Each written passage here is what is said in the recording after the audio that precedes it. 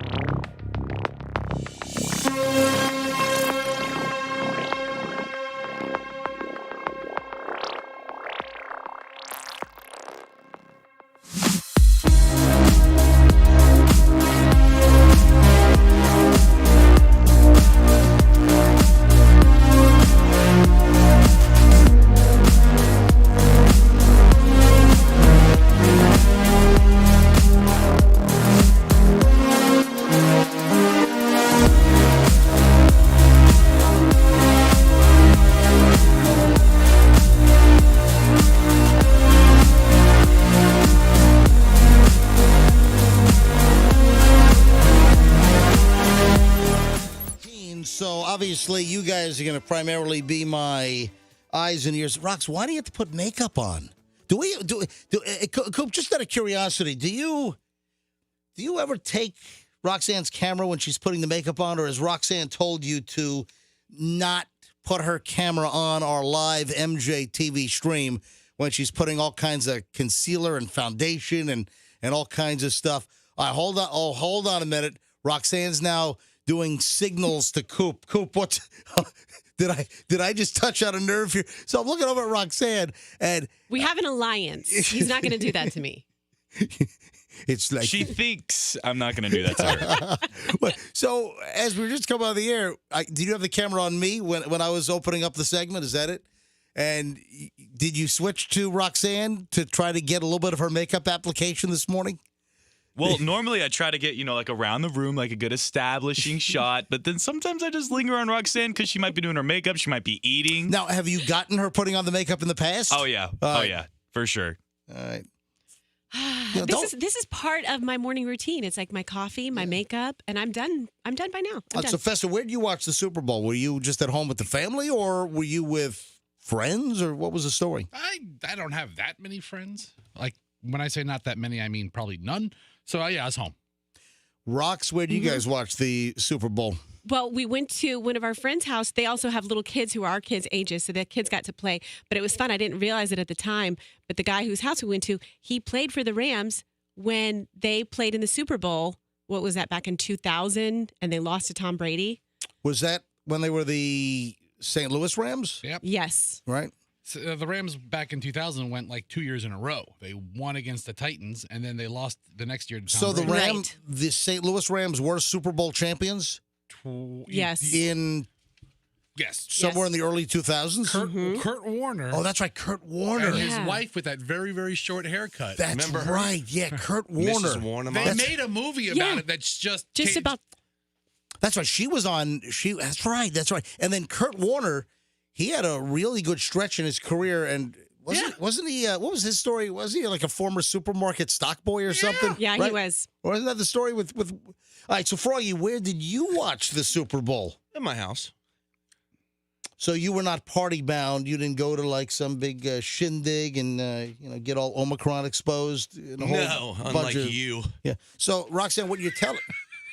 What do you mean? What do you mean? Unlike me? I mean, you're hop. What are you talking about? You're in the airport. I was You're at an outdoor. parades. I was at an outdoor wedding, outdoors. Was you in an outdoor airplane? I was. I wear. Was it a convertible airplane? I'm wearing an N95 with a KF94 on top of it, and I'm triple I was vaxxed. at home. All right, fine. Pub. So, but Rox, you're at someone's house. Yes, I was. So what? They're people we hang out with all the time. All right, I was with them on. Yeah. All right, just checking. I just don't want any Super Bowl Omicron going on. Yeah, You were around a million people. I was not.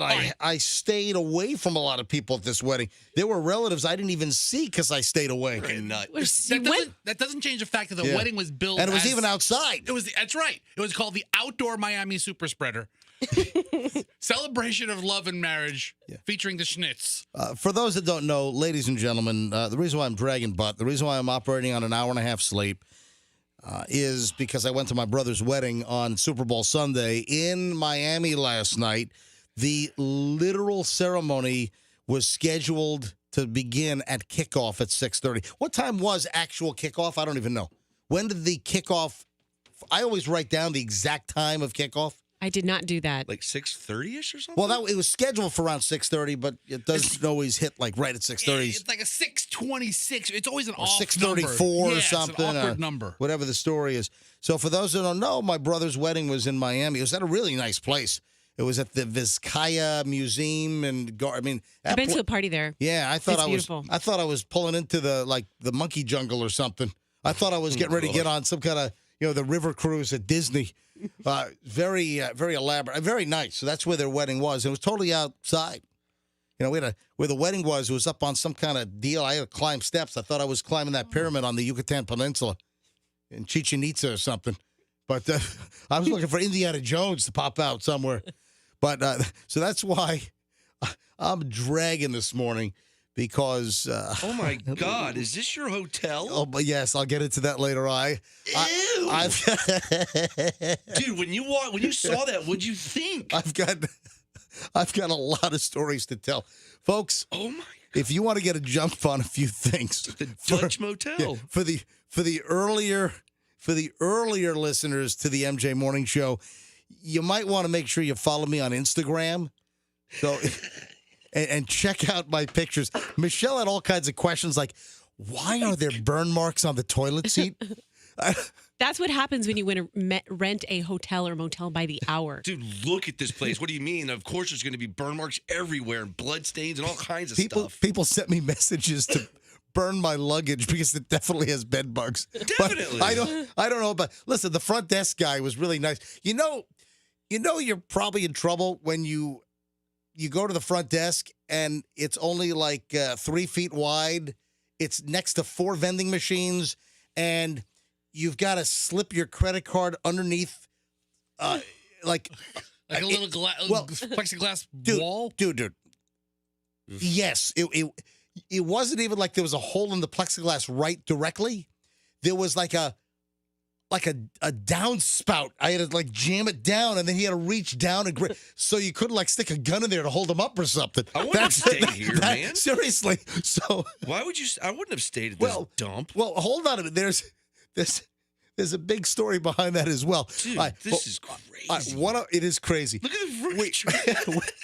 How many stars is it? What's the Yelp reviews say about this place? We ought to look it up. All right, so folks, later on, I'm going to go into a full description of the motel. We only needed a day room because we flew into Miami. We got in at about 11:30 yesterday morning, and then we had to go to the venue at about 4 o'clock.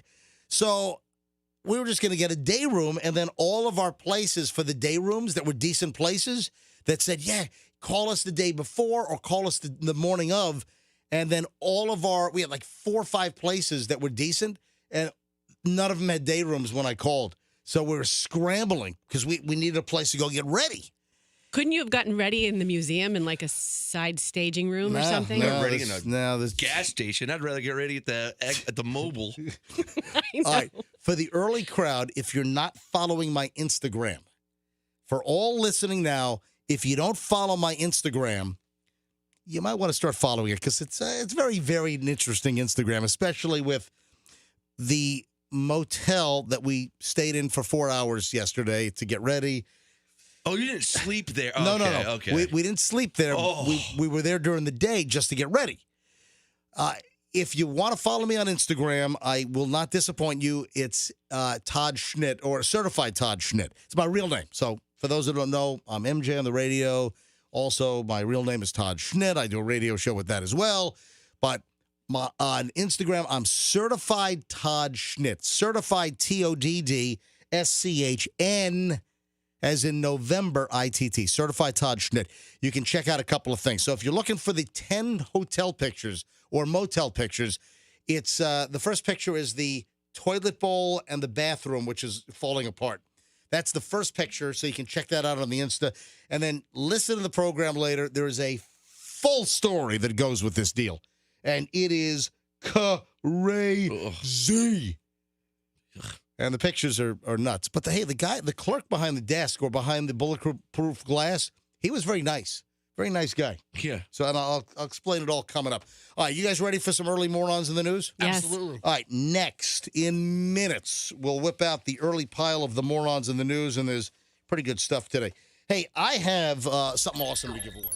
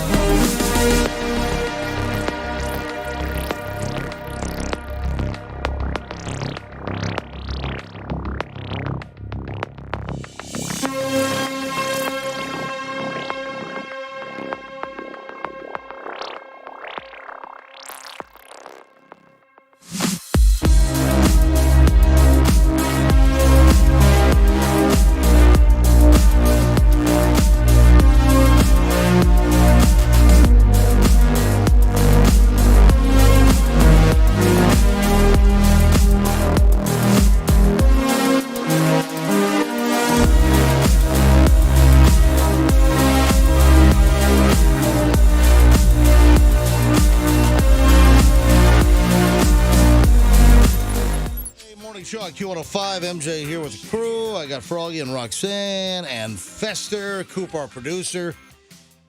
On the morning after the Super Bowl, and of course, today is sort of a heavier call-out sick day typically. I would imagine maybe COVID affected that last year more than this year. Things are fairly much back to normal as far as, a lot of, workplace situations. Although a lot of people still working from home, though, right? I think so. A lot of people still working from home, so it makes it easier if you're all hungover or all partied out from the Super Bowl yesterday, and you're still working from home. I mean, it makes it tougher to call in sick, doesn't it? Did you know that today has a day? Today, today has a name, I should say. Today does have a day. So yesterday was it's Monday. Yesterday was Super Bowl Sunday. Thanks for Okay. Yeah. Did you know that today is called, and it's the first time I'm ever seeing it, Super Sick Monday? Yeah, because 17 million people call in sick. You just looked that up. I did. You just Googled that. That's what I'm here for. What were your search terms, by the way? 17 million people calling sick. No, what were your search terms? That was my search term because I thought I remembered hearing that. And where do you hear that 17 million people calling sick? Just people, a rumor in the break room here. Innuendo by the water cooler. The little water cooler talk. Is that it? Yep. No, but think about it, because prior to COVID and all this crap and everyone's in the office, everything's normal. Monday after the Super Bowl was always kind of a call-in sick day. And then also Monday and this week is also a time where people would return their big screen TVs that they would, buy just prior to the Super Bowl. But didn't the electronics industry kind of, put the fix on that racket, that scam? Didn't they introduce like a huge restocking fee or something like that? Because a lot of people would try to pull that racket. You go to Best Buy, or you go to, wherever they sell, big TVs, and people would buy a Super Bowl TV for their Super Bowl party and then return it the next day. I think big TVs have become more commonplace. Well, also the price came kind of way down on a lot of these TVs. So, all right, early morons in the news, but Super Sick Monday. Is that the name for this thing? It's the first time I'm ever seeing it written out like that, but it makes perfect sense. Super Sick Monday. Was it a monster truck event? I don't know, maybe. Let's do some early morons in the news. This is pretty nutty. This is, by the way, un-Super Bowl related. Yes, we will do plenty of non-Super Bowl related content on today's MJ Morning Show. Oh, man, also the night parade was awesome. We got to talk about the night parade. For the early listeners, if you were at the night parade or maybe you saw some of the clips on TV during any of the news coverage or saw things online, I was the Grand Marshal.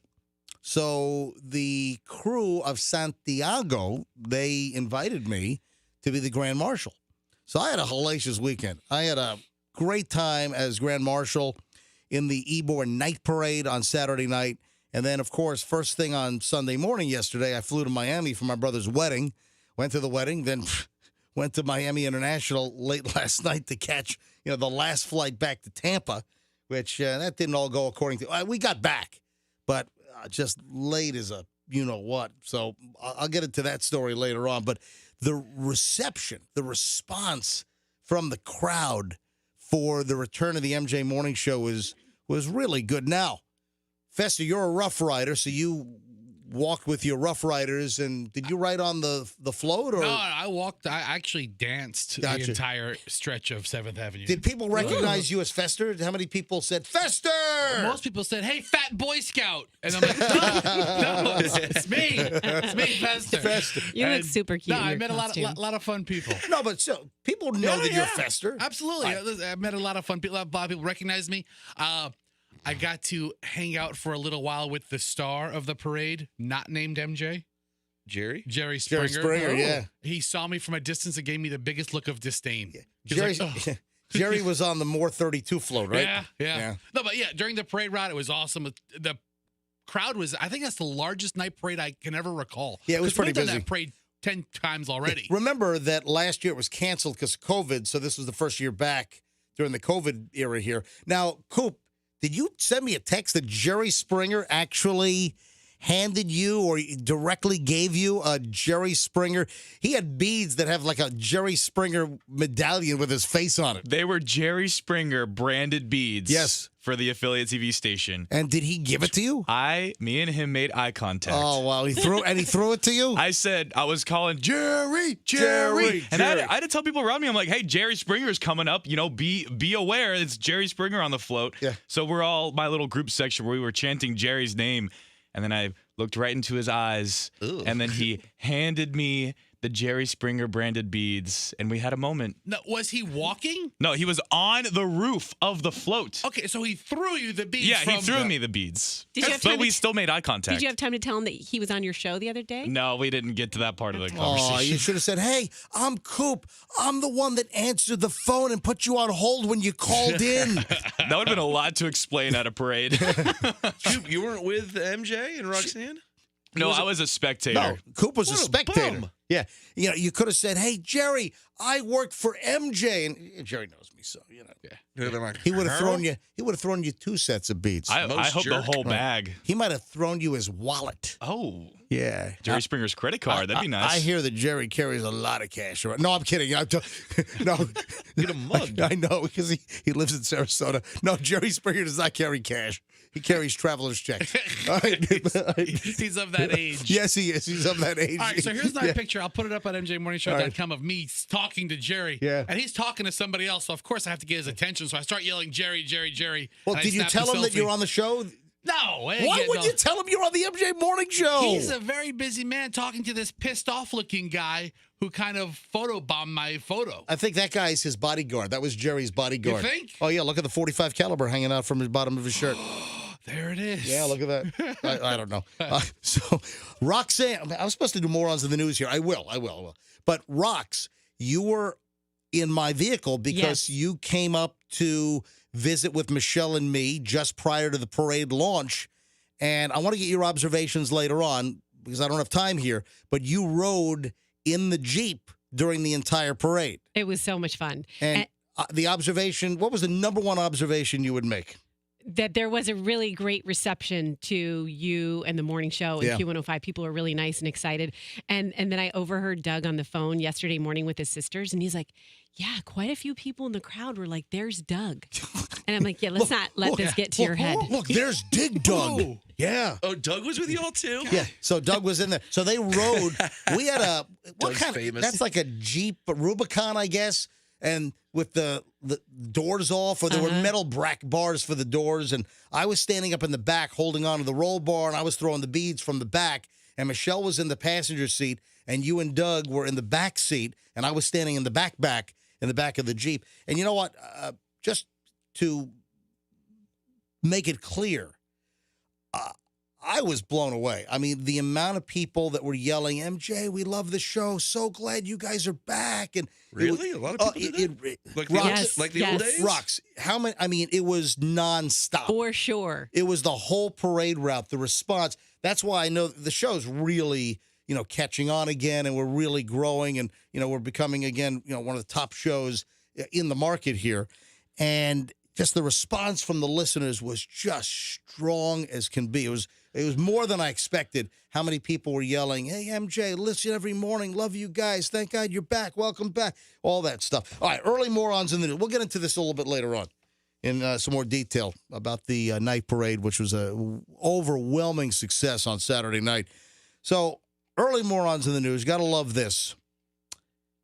A driver pulled over by the cops has something a little bizarre in his wallet.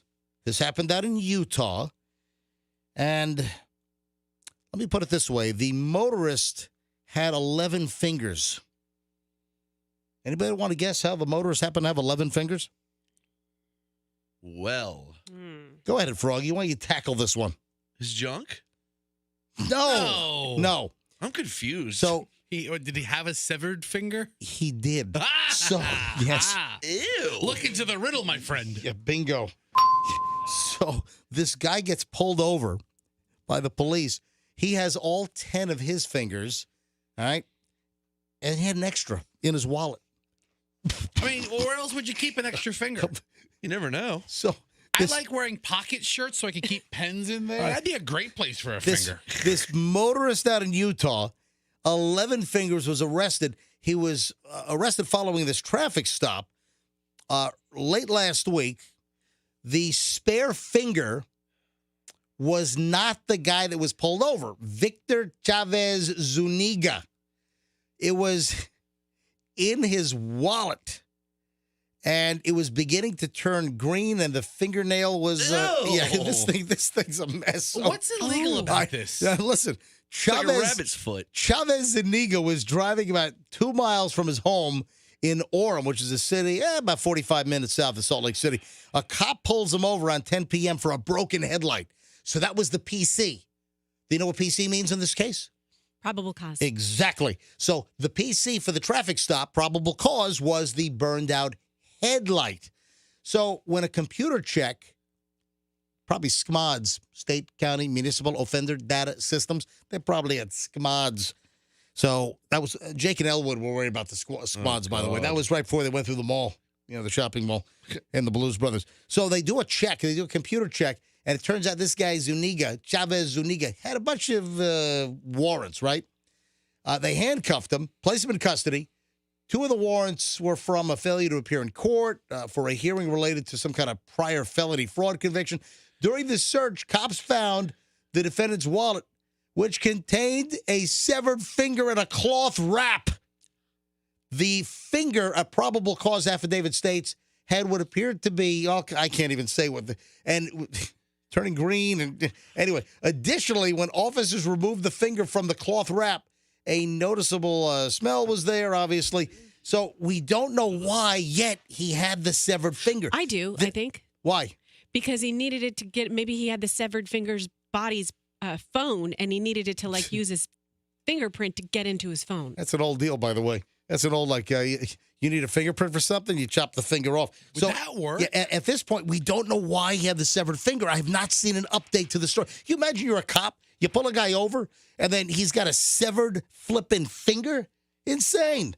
All right, well, I'll continue with another chunk of morons in the news in just a bit on this. First of all, I'm very discombobulated. I'm telling you right now, folks, I had an hour and a half sleep after getting back from Miami early this morning, so I'm a little discombobulated, so the show might be very fun to listen to. Hey, I want to talk to you about my friends at the Holland Group Retirement Wealth Advisors. Steve and Elizabeth Holland have been in the market for decades. I mean, it's like 30 years.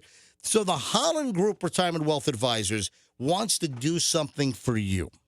Do you care about your investment strategy? Do you have a plan? Do you have an investment plan? Do you have a retirement plan? If you're currently invested with a broker or an advisor, when was the last time you got a second?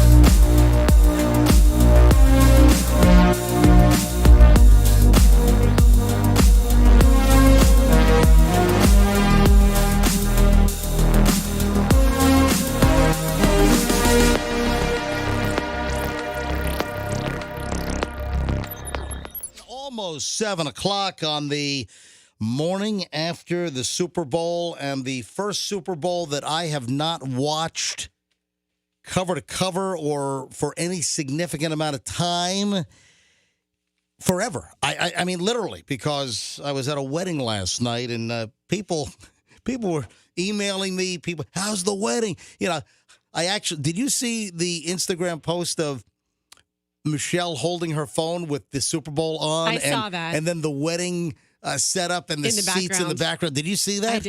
I did. You're trying your best to keep an eye on it. Hey, Coop, do me a favor. Well, again, I saw very little of it. Even Michelle didn't get to watch a lot.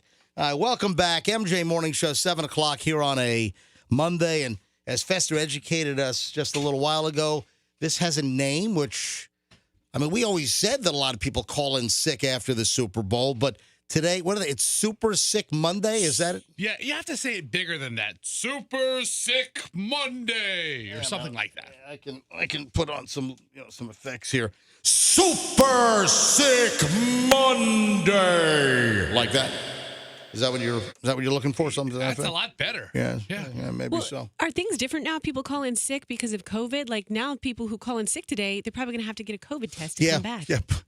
When you got COVID, go get swabbed. Go jam a Q-tip up your nostril and twirl it 5 times in each hole. Take a rapid test. Super Sick Monday is what it's called, according to Fester, which I had never seen that name before. I think it's a manufactured holiday from the fine folks at Mucinex. Oh, you think so? I think so. Yeah. I see a bunch of like advertisements and like the little green Mucinex boogers is on all of them. We've got to figure out what to do with the Super Bowl egg test failure. I'll play it here quickly, folks. The Super Bowl egg test was incorrect. It's only a very small number of times that the Super Bowl egg test did not work. I think maybe over, a 20-year history, maybe once or twice. This might be the second or third time the Super Bowl egg test was incorrect. We got to figure out how to handle this. Well, you got to open the microwave quickly. The minute one of the eggs explodes, you have to open the door quickly. And we're... Oh, stop! Stop! We have an explosion! We have a winner! Ladies and gentlemen! We have a winner! Oh, my God! We have a winner! Oh, my God! Yes! All right. Yes! Ladies and gentlemen, one of the eggs has definitively exploded. The egg that exploded is the L.A. Rams egg. Oh. Ladies and gentlemen, the surviving egg is the Cincinnati Bengals. The Bengals are going to win Super Bowl 56. Well, obviously that was problematic, but I think there could be some extenuating circumstances. Not extenuating circumstances. But extenuating circumstances. I think there could be a couple issues here, Froggy. Yeah, It doesn't affect it. I think it could have. So we'll deal with this later this hour because we have to figure out what to do with the microwave. It has to be destroyed, obviously. We have to throw it off of a high...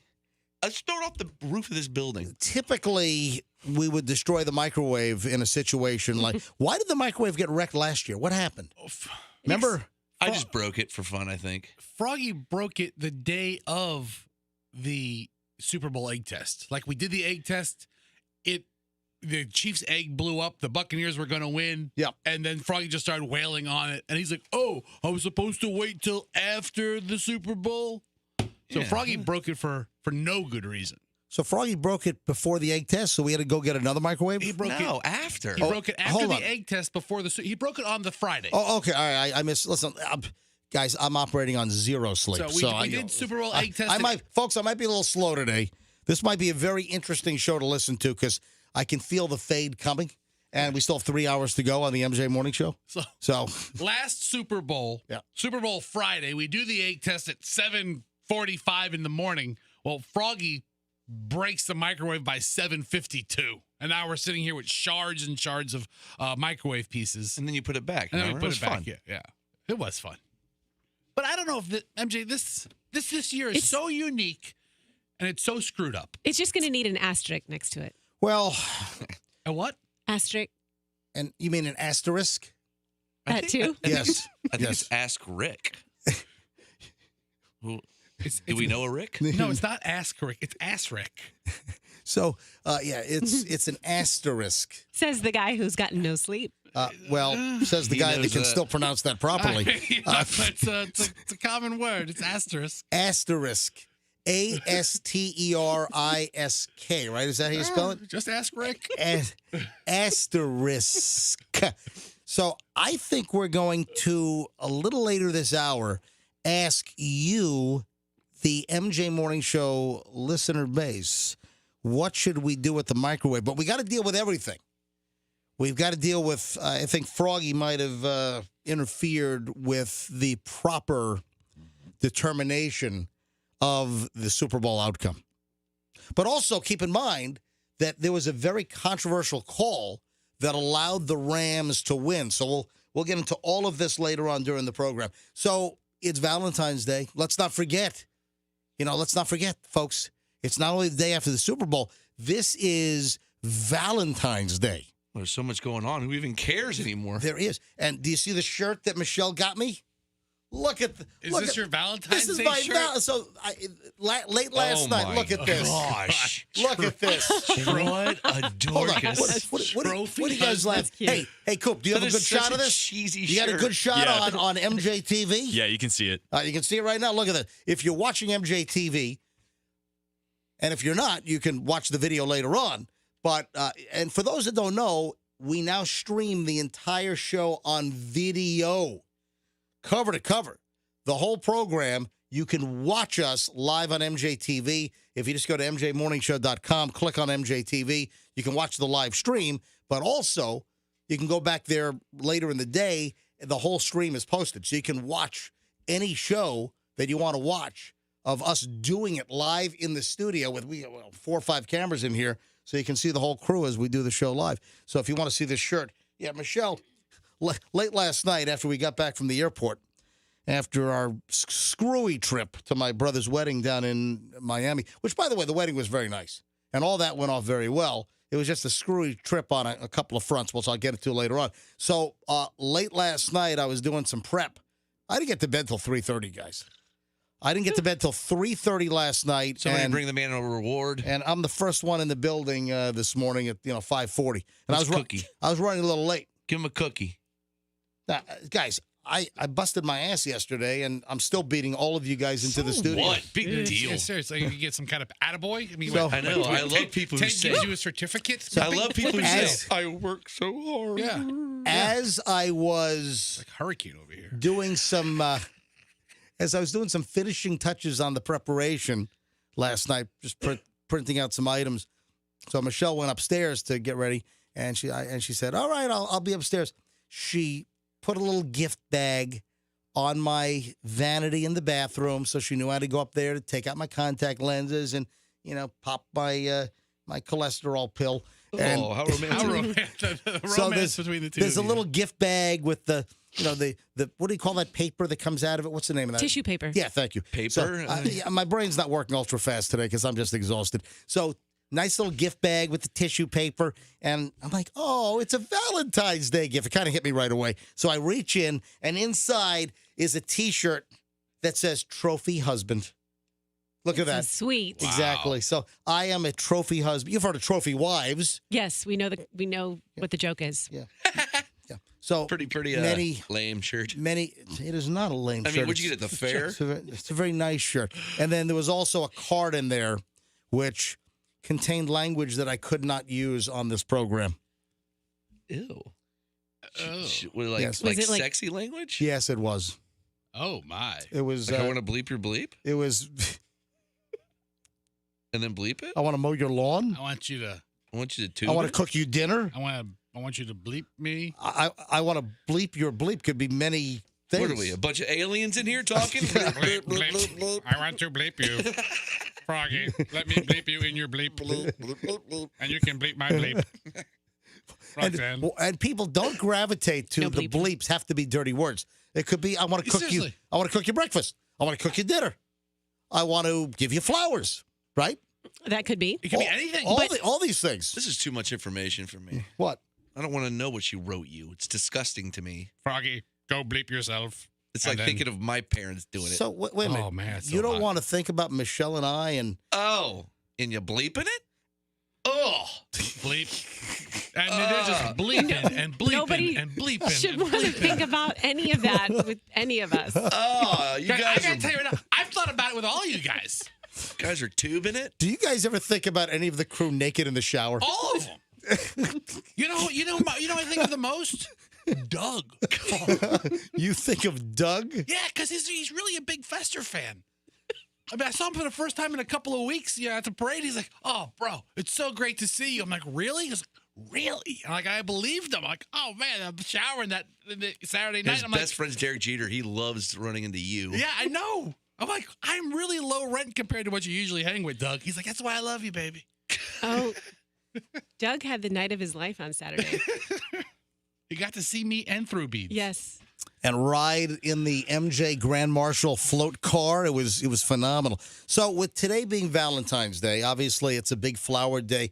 And everything I'm reading, flower prices are up pretty significantly, with transportation costs, supply issues, trucking issues, all kinds of crap. Did you buy flowers for your bride? I'm sorry, what? Did you buy flowers for your bride? Oh, you didn't enunciate. I thought you said if you buy flowers. I was waiting for the rest of your damn sentence. Did you buy flowers? No, I didn't buy. I didn't buy anything from Michelle yet. Okay. I don't know if I'm going to be able to. It's just been a rough day. Oh, she was able to do it for you. I mean, she even lied. Well, see, Michelle thinks ahead. See, she ordered. That was one of the boxes that She's on it. That's one of the boxes that comes to the house where she says, "Don't open that." Because as you know, at the MJ Schnitt house, we get deliveries every day. Sometimes it's from FedEx, UPS, Amazon, DHL. Sometimes it's the laser ship guys that show up in their own beat-up Buick. We get packages at my place every single day, and Michelle kind of, I think, stockpiles little gifts. So this was clearly ordered some time ago, along with the card, the bleep card that I got for Valentine's Day. But listen, it's very special.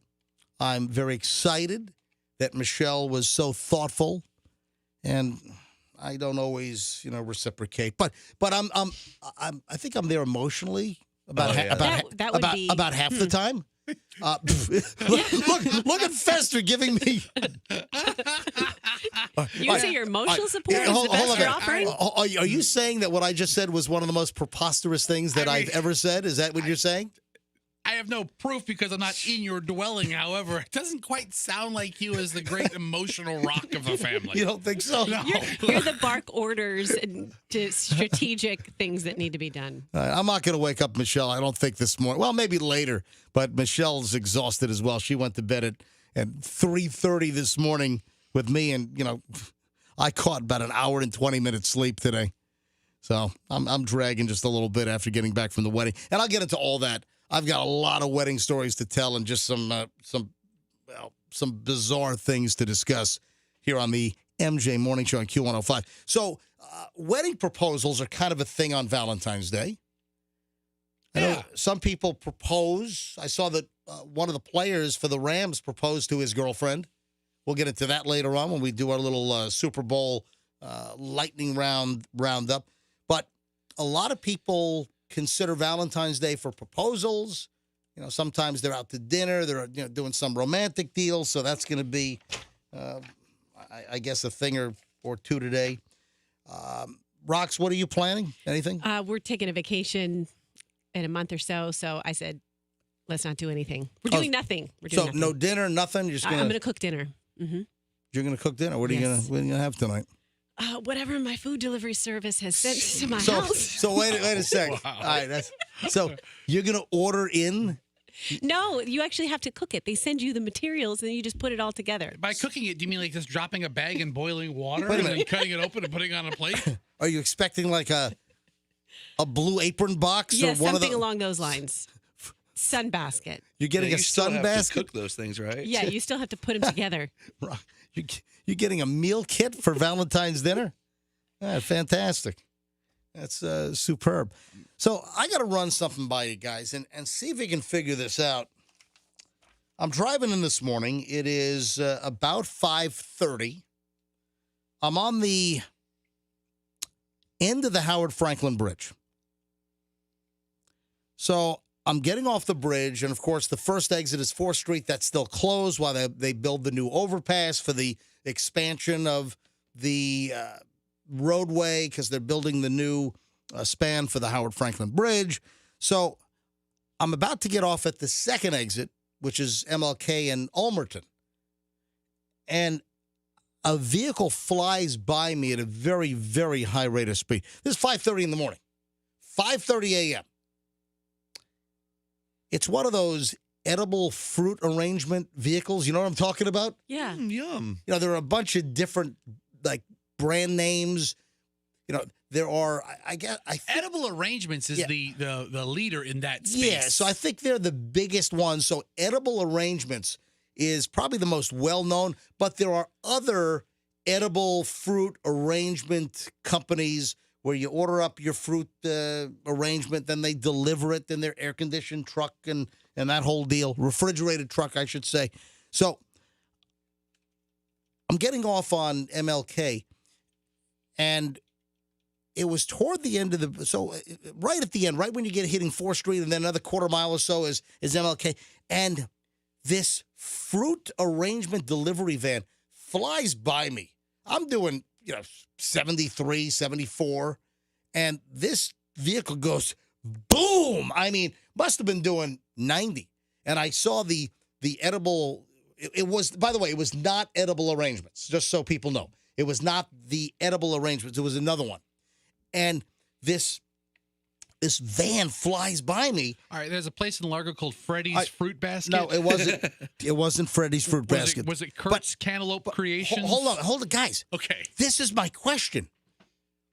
Where the hell was this guy going? Like he was going to a fire, like he was a volunteer firefighter or something.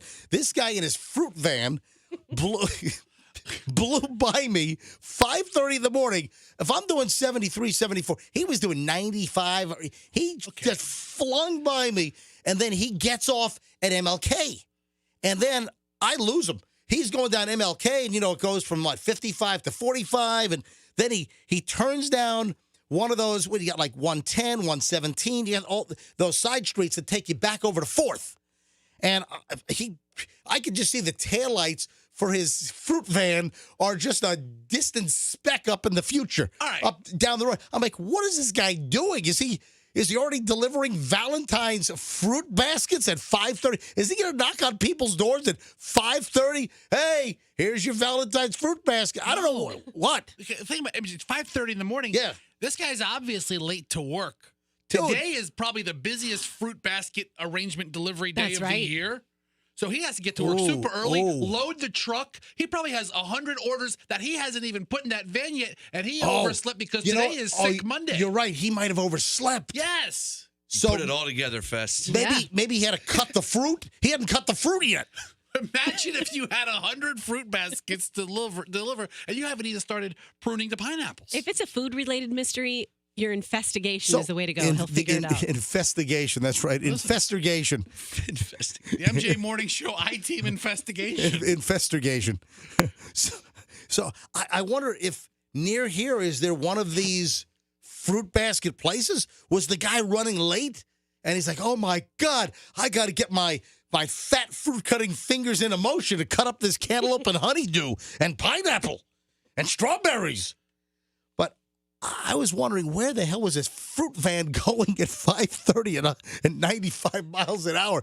Boom! And then I'm looking down MLK, and I think I still see the taillights down there. There's some, and then he turns somewhere. I don't know what the story is. Dude, guy, maybe that's his vehicle and he had an emergency or something. His wife's pregnant. Today's a pretty busy day for the fruit basket delivery guy. He waits all year for. So today is his Super Bowl. He's waiting all year for Valentine's Day. It's probably hell day for him. Tell you what, you want to become instant former friends with me? Like never be my friend again? Send me a fruit basket. Oh, man. Really? Oh, yeah. Those edible. You can send me like a candy bar arrangement. That'd be fantastic. Or a meat arrangement. Yeah. You just want Snickers on little giant toothpicks in a And then like an almond joy on a toothpick, and like the Hershey bar cookies and cream, which is my absolute favorite. I happen to like the edible fruit arrangements. I like them too. Yeah, I think they're. Fester just wants like hot dogs and hamburgers on his. Do they have a hot dog arrangement? A hot dog buffet? Grill arrangements. The Just like edible corn on arrangements the are, cob. edible arrangements are really they're great. They're great. I love the ones that are dipped in chocolate. So good. So, fruit truck driver, if you're around, call us up and let us know where the fire was this morning. I'm just curious what the story was. Yeah. Hey, get to the chopping factory by 5:30. He's like already late. He has to barrel to get in there. A lot of chopping today. But where he was headed, it was like all those apartment complexes are there. So that was the cut through. And on 4th Street, there's all kinds of businesses and warehouses and facilities in this area. not really, Fester. Okay. There's 1,000 businesses. No, no. It could be a storefront. No, this was like toward like the 7-Eleven and the Winn-Dixie over there. Yeah, and, there's stuff there. Why don't you go figure it out then? listen, I was just curious, guys. Don't, He had to get in there and start dipping his strawberries. Yeah, I gotta dip his berries in some stuff. just a big old fruit emergency. It was a drive-by fruiting is what it was.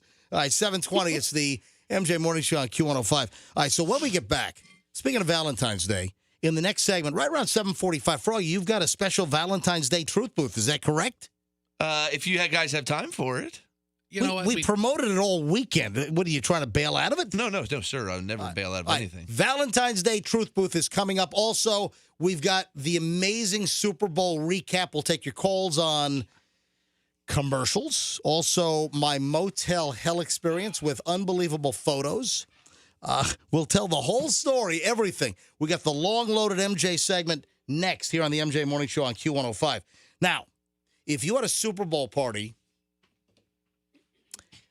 yesterday, you had a Super Bowl party last night, and you had a bunch of folks over, and let's say your carpets were just mangled beyond belief. You can see what's going on here. You got the queso tray, you got the cheese dip, you got the guacamole, you've got the pico, you got the salsa, whatever you have going, and all the drinks. And did someone wreck your carpet? Did someone spill stuff all over your carpets? I got to believe that there's a lot of stained carpet out there from Super Bowl Sunday. And if that's the case, folks, Zero Res. Now, you've heard me talk about Zero Res for quite a while now.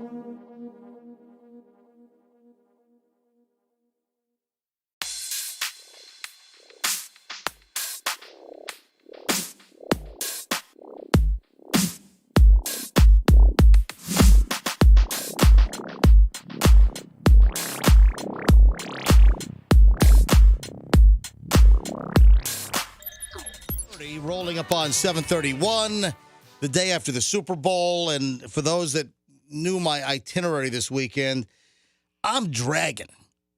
I would have been okay if I didn't get like totally hosed over by American Airlines last night leaving Miami. And I'll tell the story in just a minute. Also, I got the huge Super Bowl pile here, which we'll do chunk one of the Super Bowl pile, which includes, it's all over the road. We're going to be bouncing off the guardrails. There's so much crap actually to talk about. And it's not the boring stuff. We've got the good Super Bowl stuff to talk about. Also, Froggy, are we going to do the Valentine's Day Truth Booth? And that will happen in, 20 minutes or so? So 7:45, 7:50, right? Sure. Sounds good well, Hal's on his way. So as long as Hal gets here on time. All right, so Hal Herman, right, is he's the morning show's game show host, of course. Yeah, our official game show host. He's on his way. Yeah, Hal Herman. He's excited. Can you ask him to kind of depuculate it this morning? Yeah, we've been working on that. He's got that very affected that he tells voice. me that's his natural voice. I don't know. We're working on it. I'm sure it is. So, Has Hal been doing some media coaching or something like that? Getting counseled? If you can get Hal to just kind of back it down a little bit and just kind of we'll work on that. Depucify, all right? That'd be nice. I'll tell him. Hey, for all the kids getting ready to go to school today, got a bus driver story for you. Any parents that are listening? Yeah, hope your kid's bus driver's not drunk. Did you see the drunk bus driver story out of Flagler County? Did you see this? No. And then the audio is crazy. What was the drunk bus driver on Simpsons? Otto. Oh, Otto. No, he wasn't drunk. I thought he was a drunk. No, Otto. I think he might have been a stoner. Yeah, it was a stoner. I think Otto liked to smoke I thought Otto loved to get blotto, and blotto meant drunk. I don't know. Yeah, Otto's the bus driver on The Simpsons. Listen to this. Otto. So cops over in Flagler County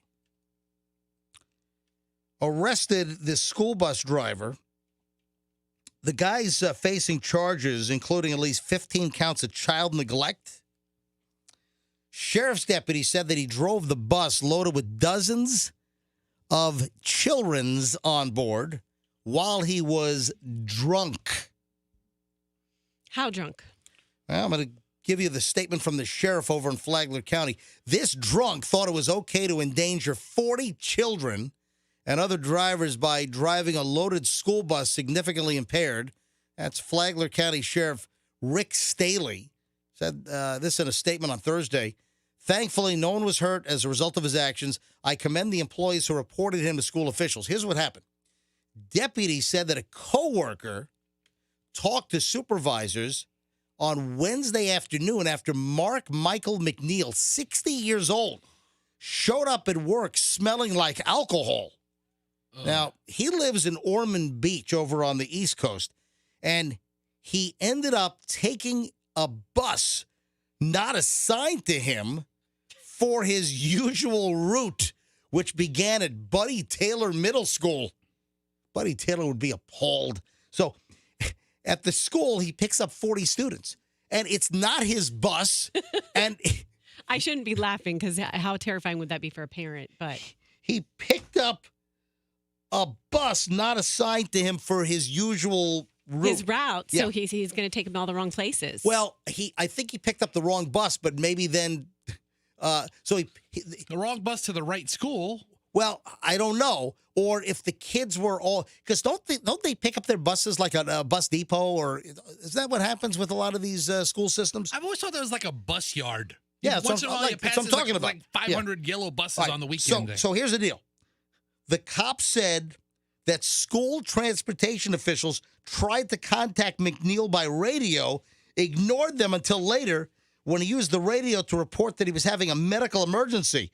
And then a supervisor got in a vehicle, found the guy on his route, and then deputies show up because they've got the cops, looking for this guy. So the cops show up, and the deputies got McNeil off the bus. He fell to the ground saying, I can't breathe. I can't breathe. So he fell to the ground. I don't know if that was like his cover to try to like throw them off the trail. You know, That's a good one. Throw them off the scent of his liquor, his big old. But first of all, how did they let him leave with the bus? If you had employees that smelled alcohol on him, how did they not restrain him? How did they allow him to get in the bus to drive all these kids around? Yeah, there's a lot of failures here. That's what I want to know. So then the Flagler County Fire and Rescue, they show up at the scene. Oh, this gets great. Listen to this. So they show up at the scene, and McNeil then tried to run. So this guy is drunk. He just fell to the ground saying he couldn't breathe. The cops are there. And then McNeil attempted to run away from the Flagler County Sheriff's deputies. I'd love to see the body cam video of that. So he was apprehended on hospital property a short time later.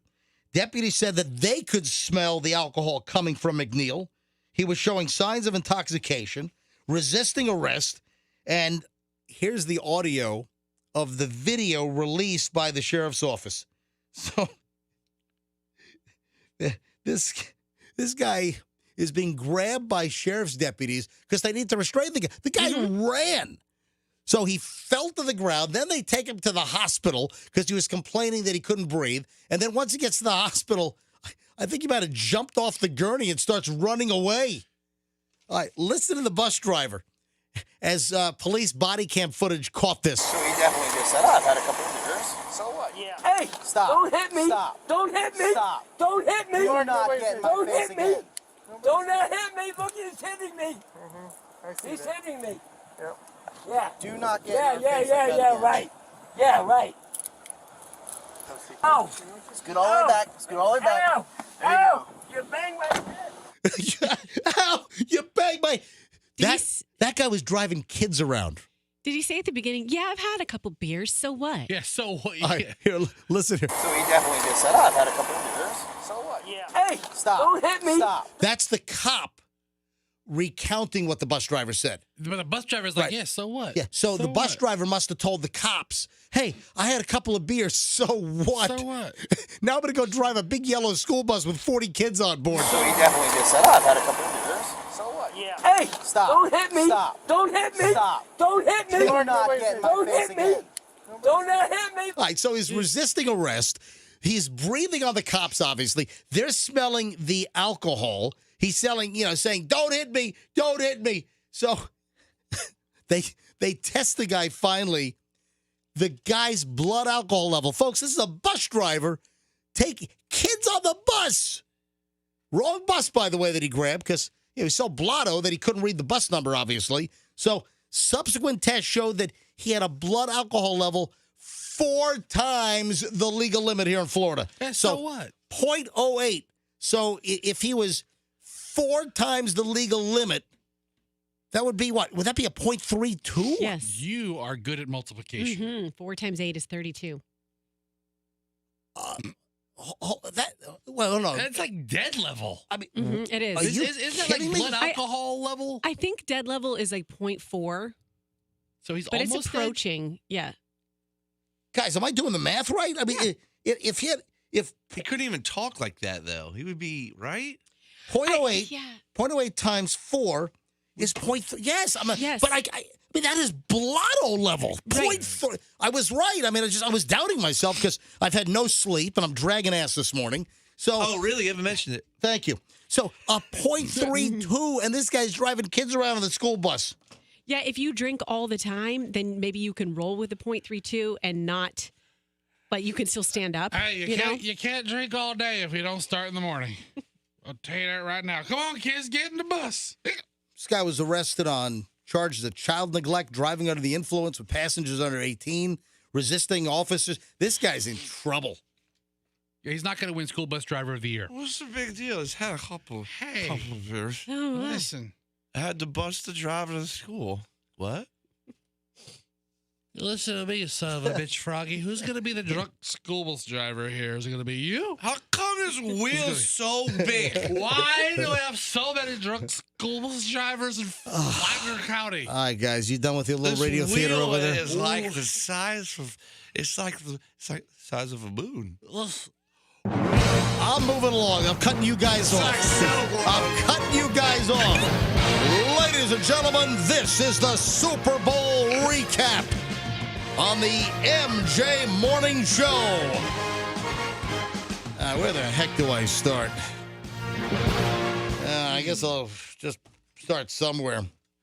That's probably a good start. There's so much stuff. I mean, you could start with the game, or you can start with the mistakes, or you can start with the commercials, or the halftime show. Obviously, the score, L.A. pulled it out. L.A. beat the Cincinnati Bengals 23-20. And listen, there was a pretty controversial call toward the end of the game, which gave the Rams possession, right? Or did it give them a new set of first downs? Was that it? Right. That's right, yeah. It moved them closer to the end zone and gave them a new series of downs. Well, that wasn't too cool, was it? Because it was a holding penalty. Is that correct? And really, the holding penalty was very questionable, right? You can even hear Al Michaels say, well, they called it. I don't know. Now, I'm trying to remember because I missed part of the first half because I was chasing Daviana around. But wasn't there a face mask, Fester, in the first half that was so egregious that they didn't call that worked in the opposite favor? It was the first play of the third quarter, right as the third quarter got started. Joe Burrow threw a pass. The Cincinnati receiver catches it, but he kind of gives the defender a face mask and spins him around, and the defender falls, and the Cincinnati Bengals go into the end zone unobstructed. The biggest call. I really have no idea what the player's name is.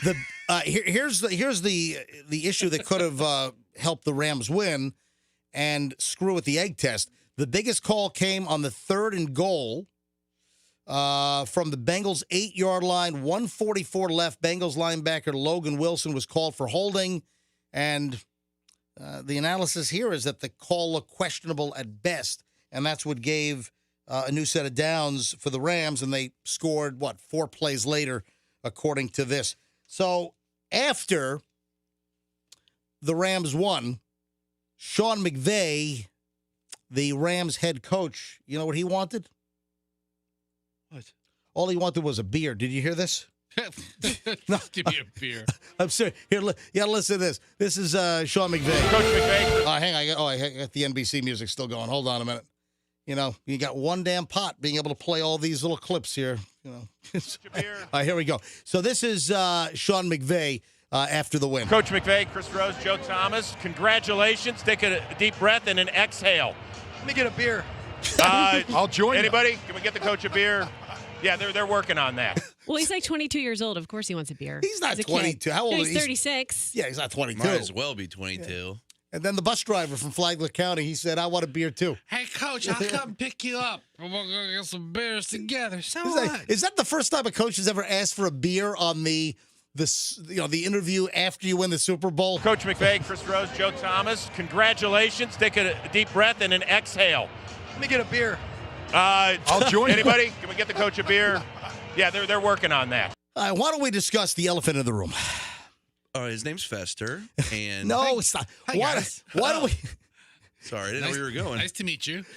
Why don't we talk about the microwave egg test and the fact that I think it was wrong because of Froggy. I mean, Fester and I are in agreement here. You're so dumb. No, you disrupted the normal flow of the egg test. The egg test was all set, ready to go. You had 2 eggs prepared. They were, at the proper temperature.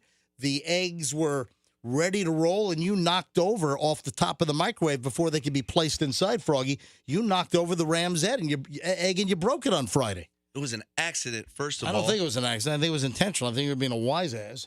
I would never be a wise ass, and ever. I think that could have, messed with the Super Bowl egg test. And how? How? Exactly? Oh, Frog, we had the 2 eggs prepared. Yes. They were out exposed to the same elements for the equal amount of time. Roxanne carefully labeled each egg and had them in their pedestal. And you just flippantly, willy-nilly, talking with your hands, flapping like you're some kind of pterodactyl over here. You knock it over. I have the recap. All right, let's do that. Let's play the recap. Listen, this is from Friday. Here we go.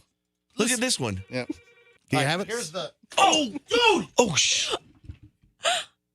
You broke the egg! Oh my God! I did not Dude, mean you to do knocked that. it over! You moron! Another one. Dummy. That was just That was prior. funny. We're back live now. That was just prior to putting the eggs in the microwave to start the official Super Bowl egg test. And for those that don't know, we've done this on the MJ and BJ show, the MJ Morning Show. I did on the Schnitz Show when I stopped the MJ Morning Show. And we've done this since like 1994. And the accuracy level is really enormous. It's really strong. It's only missed like, I think, 1 or 2 times. And I think there were extenuating circumstances during the times that it missed. And I think it's similar to what we experienced on Friday, where we had the 2 eggs prepared. Froggy, all flailing around, knocks off an egg, happened to be the Rams egg. We had to hastily replace the Rams egg. And I think that just kind of screwed up the mojo. It screwed up the, what do you call it? What's that other funny name that your RV buddy uses? Well, it put the Wambuki. Yeah, the Wambuki. On the entire microwave test. That's it. Put the Wambuki on the whole procedure. So I think, Froggy, you messed the whole freaking thing up, you dope. And in Roxanne's effort to quickly replace the egg, making up for your heinous mistake. Exactly. The egg was upside down. Oh, so I guess it's my fault. No, then. I'm just saying we rushed to get a replacement egg, and an important detail was overlooked in the haste, which was caused by Froggy. You could have. You're just collateral damage in this one, Yeah. Rox. All right, here's the audio from Friday's show. This is the actual egg exploding, where the Rams egg exploded, meaning the Bengals should have won last night. Cincinnati will not spend that final timeout. They'll let the Rams exult. Sean McVay gets the Gatorade bath after 5 seasons. Cooper Kupp, phenomenal. Stafford gets the job done. Whitworth at age 40. Aaron Donald, when we go back to the fact that Michelle was saying before the game, he's thinking about retiring. All right, so that's the end of the game. That's the Rams have won. Yep. And it wasn't supposed to be that way. It was supposed to be like this. Well, you got to open the microwave quickly. The minute one of the eggs explodes, you have to open the door quickly. And we're... Oh, stop! Stop! We have an explosion! Oh, we have a winner! Ladies and gentlemen! We have a winner! Oh, my God! We have a winner! Oh, my God! Yes! All right. Yes! Ladies and gentlemen, one of the eggs has definitively exploded. The egg that exploded is the L.A. Rams egg. Ladies and gentlemen, the surviving egg is the Cincinnati Bengals. The Bengals are going to win Super Bowl 56. Well, apparently not. And seriously, I think the blame goes to Froggy for knocking off the egg. It's all Froggy's Yeah. blame. Not at all. It's all yours. Your little game here came to an end, apparently. All right. Don't pawn it off, All right, pal. so here's what we need to do. What a bunch of... We need to ask the MJ Morning Show audience, should we punish the microwave oven? Fester, do you have the microwave? I have the microwave. Where's the microwave? It's in safekeeping. We have to ask the audience whether the microwave should be punished. Yes, Rox. I do want to point out that the Bengals still covered the spread. So if you bet on the Bengals just straight up, or 4.5, what was it, 4.5 points? That's not the rules of the microwave. I'm saying maybe the No, particular microwave was only talking about the bet. All right. Maybe. All right, folks, what do we do? Do we use the sledgehammer on Froggy, or do we use the sledgehammer on the microwave? Okay, yeah, you're just going to murder me because of this? Okay, No, great. We're just going to maim you, not murder you. Bludgeon All right, me? Yes. All right, here's the question. I need you to fire up the phones right now. We need to make a quick decision. I'm only going to take a handful of phone calls here. Should we destroy the microwave live on the air? It's not the microwave's fault. All right, well, that's what I want to It's get. Froggy's I fault. want to get feedback from the listeners. So the microwave was the vessel that contained and heated the eggs, causing one egg to explode. Should we blame the microwave? Should we destroy the Walmart brand new microwave on the program?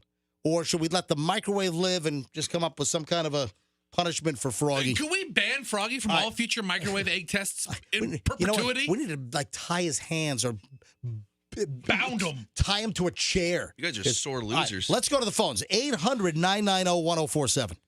800-990-1047. So with the failure of the egg test, Froggy knocked over one of the eggs, the ram's egg, just prior. What should we do? Should we punish Froggy or should we smash the microwave live on the air? This is dumb. Don't call us sore losers. You're the one that screwed the whole thing up. Folks, you're the jury. Our listeners, MJ Morning Show listeners, you are the jury.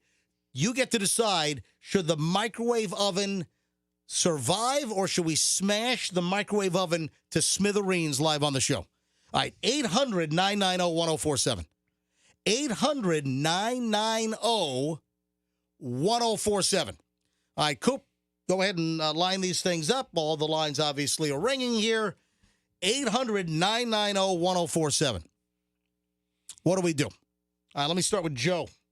Joe is in Wesley Chapel. Hello, Joe. Welcome to the MJ Morning Show. Fess, you keeping track? Good morning, guys. Hey, Joe. Yeah, Froggy needs to be punished.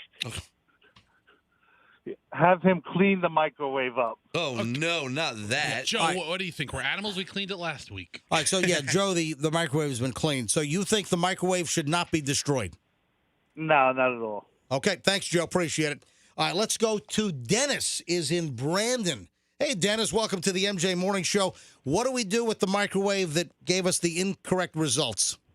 Keep it for next year because it did nothing wrong. It heated both eggs the same heat. That's right. All right, so you're putting the blame on Froggy as well. Fault. Yes, as we described the story, you're putting the blame on Froggy. Yep. Dude, this microwave might survive. Good job, Dennis. Thank you, Dennis. I appreciate it. I want you on my jury. Yeah, let's grab, how about John? John is in Bradenton. John, you're on the MJ Morning Show on Q105. Good morning, everybody, and punch the microwave. Froggy's awesome. Leave him alone. Yeah. All right, so leave Froggy alone. You want us to bust the microwave? It's parts of the show. Yeah, destroy the microwave. It'll be exciting. Hopefully, there'll be sparks. we probably won't have it plugged in. So did you say sparks and fire? Yeah, fire. Yeah, that'll be great.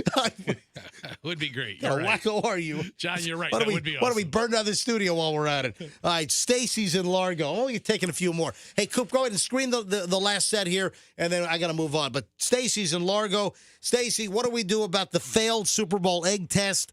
We punish Froggy or we smash the microwave? Both. Both. You want to double dip on this action?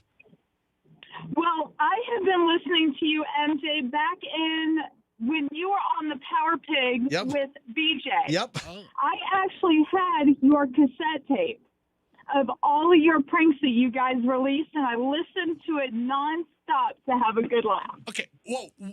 Pick one. You can't punish both. Yeah. First of all, Stacy, I can't tell you how much I appreciate your loyalty over the years. It means a lot to me. Thank you. But you got to pick one. Are we punishing Froggy or are we smashing the microwave? You got to pick one. I guess for microwave because you can actually make it explode, and you can't do that to Froggy because you'd go to jail for murder. Yes, that's a good point. Yeah, I can't bash Froggy with an axe. And I'd be dead. You're correct. A few more calls. Shayna's in Riverview. Hi, Shayna. MJ Morning Show. Punish Froggy or punish the microwave? Well, I think they both need punished, honestly. You got to pick one. Well, I think Froggy should never be allowed to use another microwave ever again. And the microwave should be sentenced to a servitude. Okay. Do you not understand the point of what we're asking you, Shayna? I mean, thank you for listening, but who's at fault here? The microwave or Froggy for frigging up the whole experiment? Froggy knocked one of the eggs over just prior to them being put in the microwave. So who gets punished? Well, the microwave exploded the wrong one. There you go. All right, we'll put you down for microwave. Let me grab Lori. Lori's in Tampa. Hello, Lori. You're on the jury. It's the Super Bowl egg test jury. What's your verdict? My verdict is that Fester said it was going to be wrong because the egg was upside down and it was like a whole physics thing in the microwave.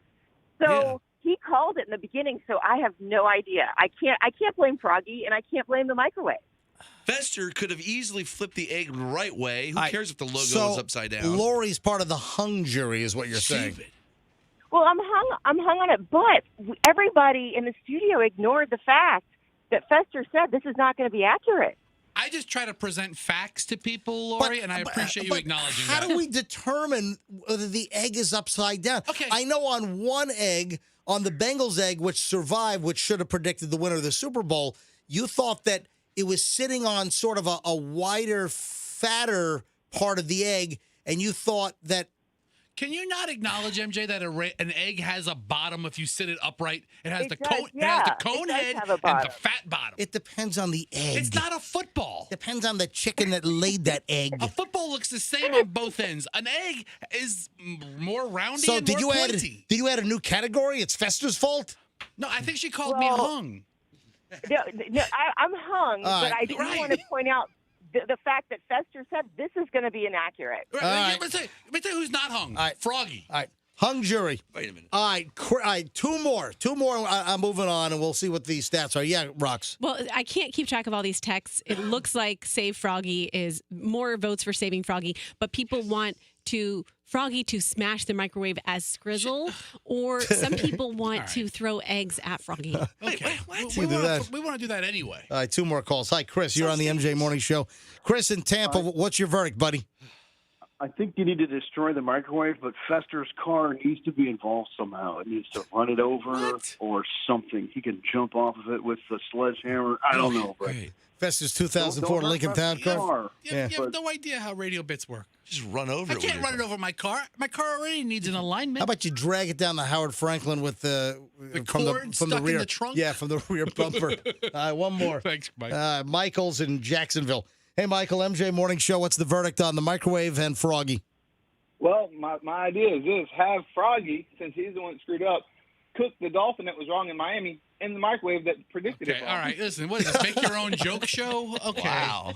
All right, Michael. Thank you for nothing. I appreciate it. I thought it was the Clearwater Aquarium. You just said Miami. MJ. Yeah. We didn't need listeners to call it and where do things come up with stand? punishment. I'm not even sure what that last guy said. We took 7 calls, excluding that last guy who talked about dolphins. Yeah. 2 votes to punish Froggy, 4 votes to punish the microwave, and 1 hung vote. I win again. So it looks like maybe the microwave is going to get smashed. Teflon frog. When do we want to smash the microwave? You want to do it later on? I'm out on this one. I'm out. We could still throw eggs. We should have Roxanne try to smash it. That would be We should have Roxanne destroy the microwave. Yeah. All right, a couple of other Super Bowl things here. The Rams safety, Taylor Rapp, proposes to his girlfriend right after the Rams won. Wasn't that special?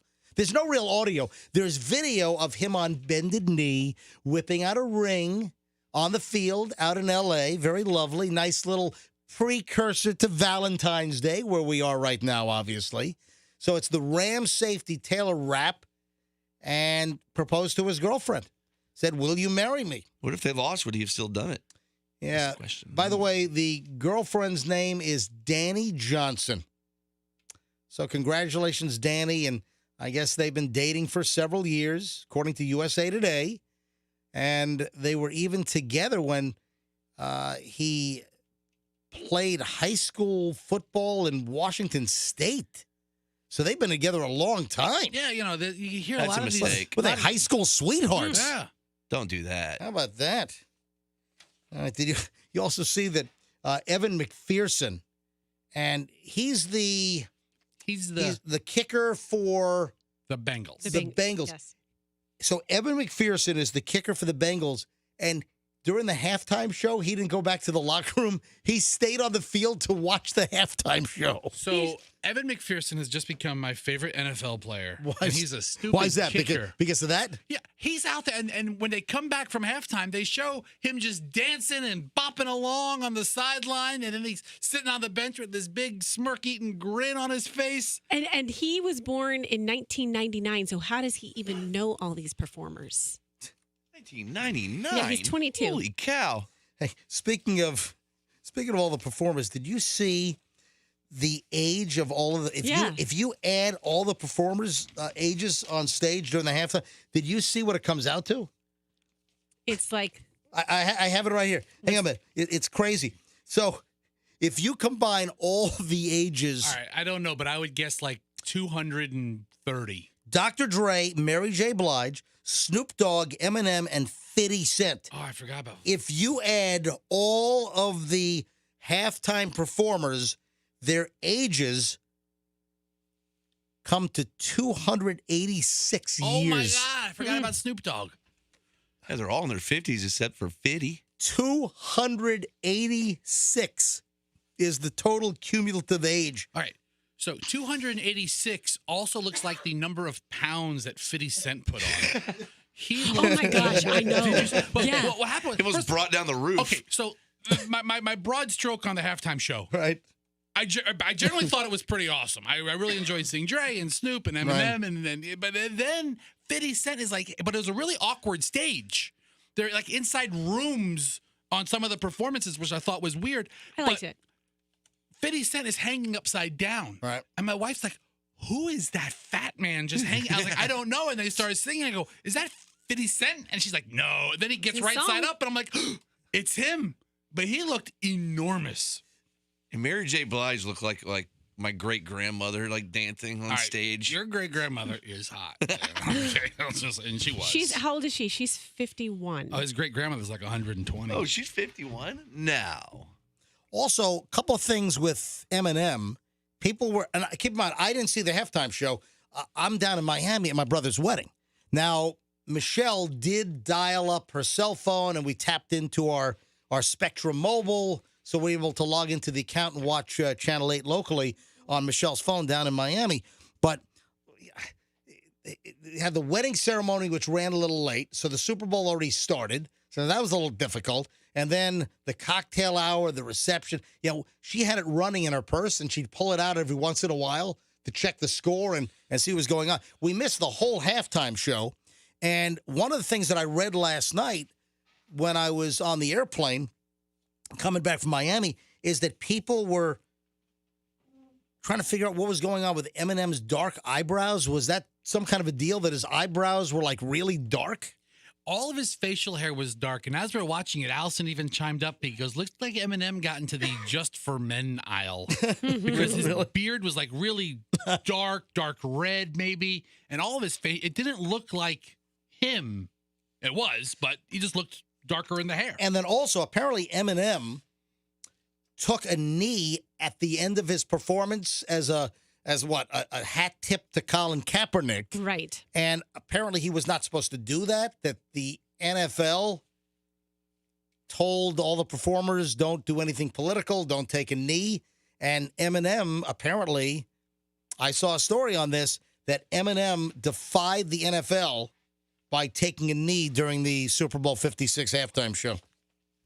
And I think there was something, too. Dr. Dre left a line in one of the songs that he was supposed to take out. Oh, really? About the police. All right. It wasn't Bleep the Police, was it? No, it wasn't Okay. that egregious, but it was, yeah. And he left it in. Also, there was a kind of a half-ass streaker on the field. Well, his clothes were on. He didn't take his clothes off. So he's not a streaker by definition. No. But the guy runs onto the field, and he was tackled by security. This guy was nothing like the guy in the pink leotard from last year here in Tampa. Right. Also keep in mind that, I don't know if this has ever happened, that two hometown teams playing in their hometown stadium for the Super Bowl, it's back-to-back. The Bucs won in Tampa Bay in our home stadium last year, and now the Rams, they won in their home stadium. I don't think it's ever happened back-to-back ever. So the next year the Cardinals are playing, are hosting, so you can make a bet on the Cardinals to win. So it's never happened, MJ, because last year the Buccaneers were the first team to win a Super Bowl in their home stadium. So after waiting 55 Super Bowls, it finally happened, and now next year it happens again. Right. So we determined that a local team won in their city, but it wasn't in their stadium, right? That's the, I think like the Raiders might have won in like the Rose Bowl or something. Is that it? Which is in Los Angeles. All right, then a couple of other things Super Bowl related, then we'll move on. The food and parking, couple of things. Apparently the food prices were out of control. $12 for a hot dog, $7 for a Coke. Stadium prices, right? $55 for a small Los Angeles Rams T-shirt. A T-shirt, not a jersey. A T-shirt was $55. What? You think about what you paid for your ticket, it's probably in line with it. Actually, I would think stuff would be more expensive than that at the Super Bowl. Yeah, I mean, We went to Monster Jam at Raymond James Stadium. I think hot dogs were $7. I know. It's like, come on. I'm like Stadium show. $7. A Bud Light is $13, really? That's about right for a beer. Yeah. Wow. Premium beers were $17 at the Super Bowl. And then, this is insane. Some parking spots were costing $6,000. Okay, that's insane. Some people nearby were charging $6,000 if you wanted to park in their business parking lot or any homes nearby. There were $6,000 parking spots that people were trying to sell. How are you supposed to pay for that? In cash or Venmo? You can't even send that much on Venmo. Hey, Fester, I saw this story last night, and keep in mind, I was rushing last night. I flew back from Miami. Our plane was delayed. That's a whole different story, which I'll explain in just a bit. So, did you find the $6,000 parking? All right, here's one. Super Bowl parking near SoFi costing fans more than $500. All right, so that's one of the stories. There was another story for $6,000. Okay. Just type in Super Bowl parking, type in 6,000, $ and then 6000. Type that in. $612. All right, There you go. you got it? Enter. Okay, let's do this. The sun? Yep, right here. All right. Super Bowl parking spots are selling for a whopping $6,000. All right, this is insane. Let me see if there are some more details on this. This is a couple of days before the game. Yeah. Eddie Espinosa, the founder of the online firm Eddie's Tickets, said this year's NFL offered 14 price points ranging from $950 to $6,200 for parking. StubHub parking spots were going for as high as $6,200. Okay, that doesn't mean anybody paid that. I mean, you could ask whatever you want. Listen, I know, but just the sheer idiocy, just the gall, the nerve. There's people that would just throw $6,000 out for a parking spot? Really? What do you hand it to the guy? Here you go. That'd be $6,000. No. Here you go. If these were through StubHub or through some of the ticket sites, you would have put it on your credit card and then you got a voucher, right? Told where to park, and you get a little voucher, proving that you paid the $6,000 for a parking spot like a moron. All right, now here's the deal. One guy on Twitter offered his driveway near SoFi Stadium for $3,000, and he would provide tortilla chips topped with guacamole, some margaritas, and a few cervezas. Yum. Yeah, that's a deal. That's a bargain for $3,000. Especially when you see stadium prices. Yeah. Here's some Frito-Lay corn chips. $3,000. Give me a break. I would drink some Modelo's in his driveway with him. That's awesome. We got to talk about commercials. So I'll tell you what we're going to do.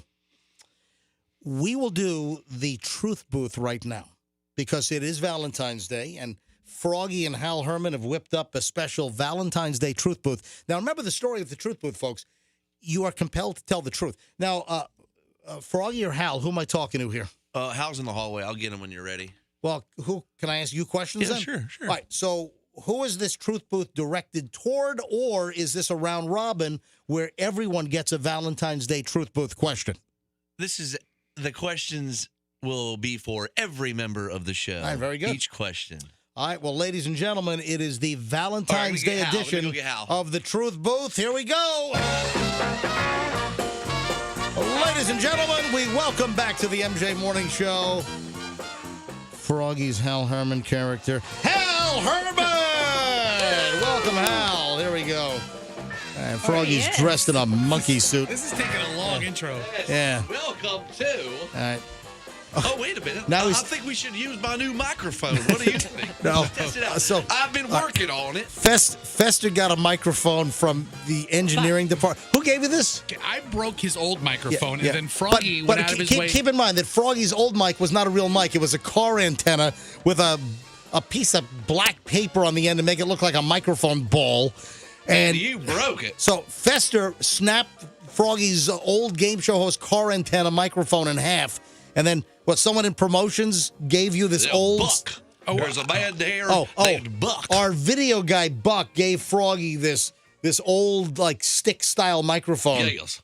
And it's totally distorted. Do not plug it in. No, wait a minute. Whatever you, No, we have the bugs worked out. Maybe he's worked on it, MJ. I've been working at it. I've been in the shop. It's been tweaked. It's been tweaked. All right, so you think the microphone sounds good? I think it sounds better than this. Okay, all right. Froggy, disconnect the studio. All right, disconnect. Turn that down. I don't need to turn it down. Just unplug it.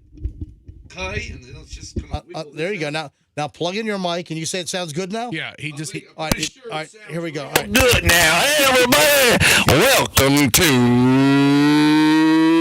the Truth Booth. What do you think? I love it.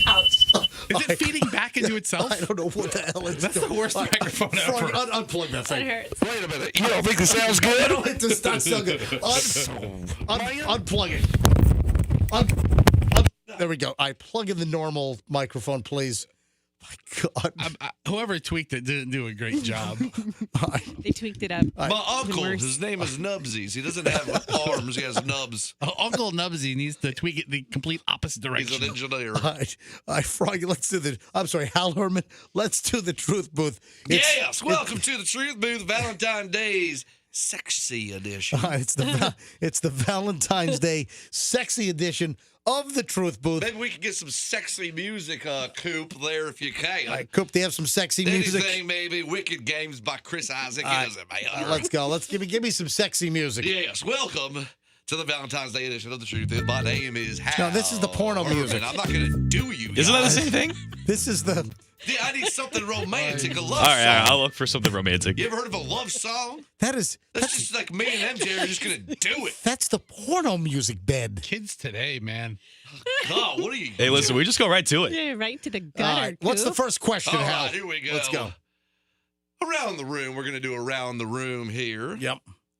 Just a simple one. What did you get your significant other for Valentine's Day? A very easy opening question. Fester. Oh, me first? Yes. I got a card and flowers. Okay. Which I purchased yesterday. Very good. How about you stop looking at your phone and you pay attention to the game? Okay, I'm posting a picture of Hal on our Facebook page. You jackass. Roxanne. Next question. What did you get your lovely bald husband, boyfriend? We had a pact. Wait a minute. He's the fiance. Oh, really? Yeah. I thought you were married. No, Doug is not so much. Roxanne's fiance. Oh, okay. Interesting. Of 12 years and 2 kids. All right. What did you get that bald bastard? That's about right.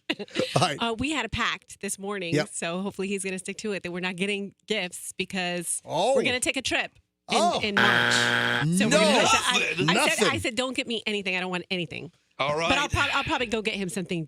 Just That's in case. sad. Next. MJ, what'd you get your wife? Sad. Easy. Simple, easy. Nothing yet. Wow. So, but I will do something before the end of the day because if folks are watching MJ TV right now, last night, late last night, well after midnight, after we got back from Miami and that interesting trip, Michelle left a gift bag on the vanity in my bathroom, and I'm wearing a T-shirt now that says "Trophy Husband." So this is my gift from Michelle, my Trophy Husband T-shirt. So out of all of you guys, the only person... and an X-rated greeting card. I thought you were going to say movie. No. So you got nothing, and you got some lame I'll flowers. get Michelle. Wow, you guys are in the... Why don't you ask Froggy, Hal? Froggy, what'd you do? Hey, Froggy, yes, I got Kim a lovely back massager. No, you didn't. Yes, I did. And a card. Okay. All Thank right, you. fine. All right. It's because your old lady. He got him All right. something. Because your old lady has a bad back. Don't make fun of the rest of us. All right, let's step it up a notch. What do you say? You gonna ask Coop or what? Oh, right, just in time for the romantic music. Coop, what'd you get your significant other? Well, my significant other is myself, and I'm going to get myself a bottle of Captain Morgan. Treat yourself.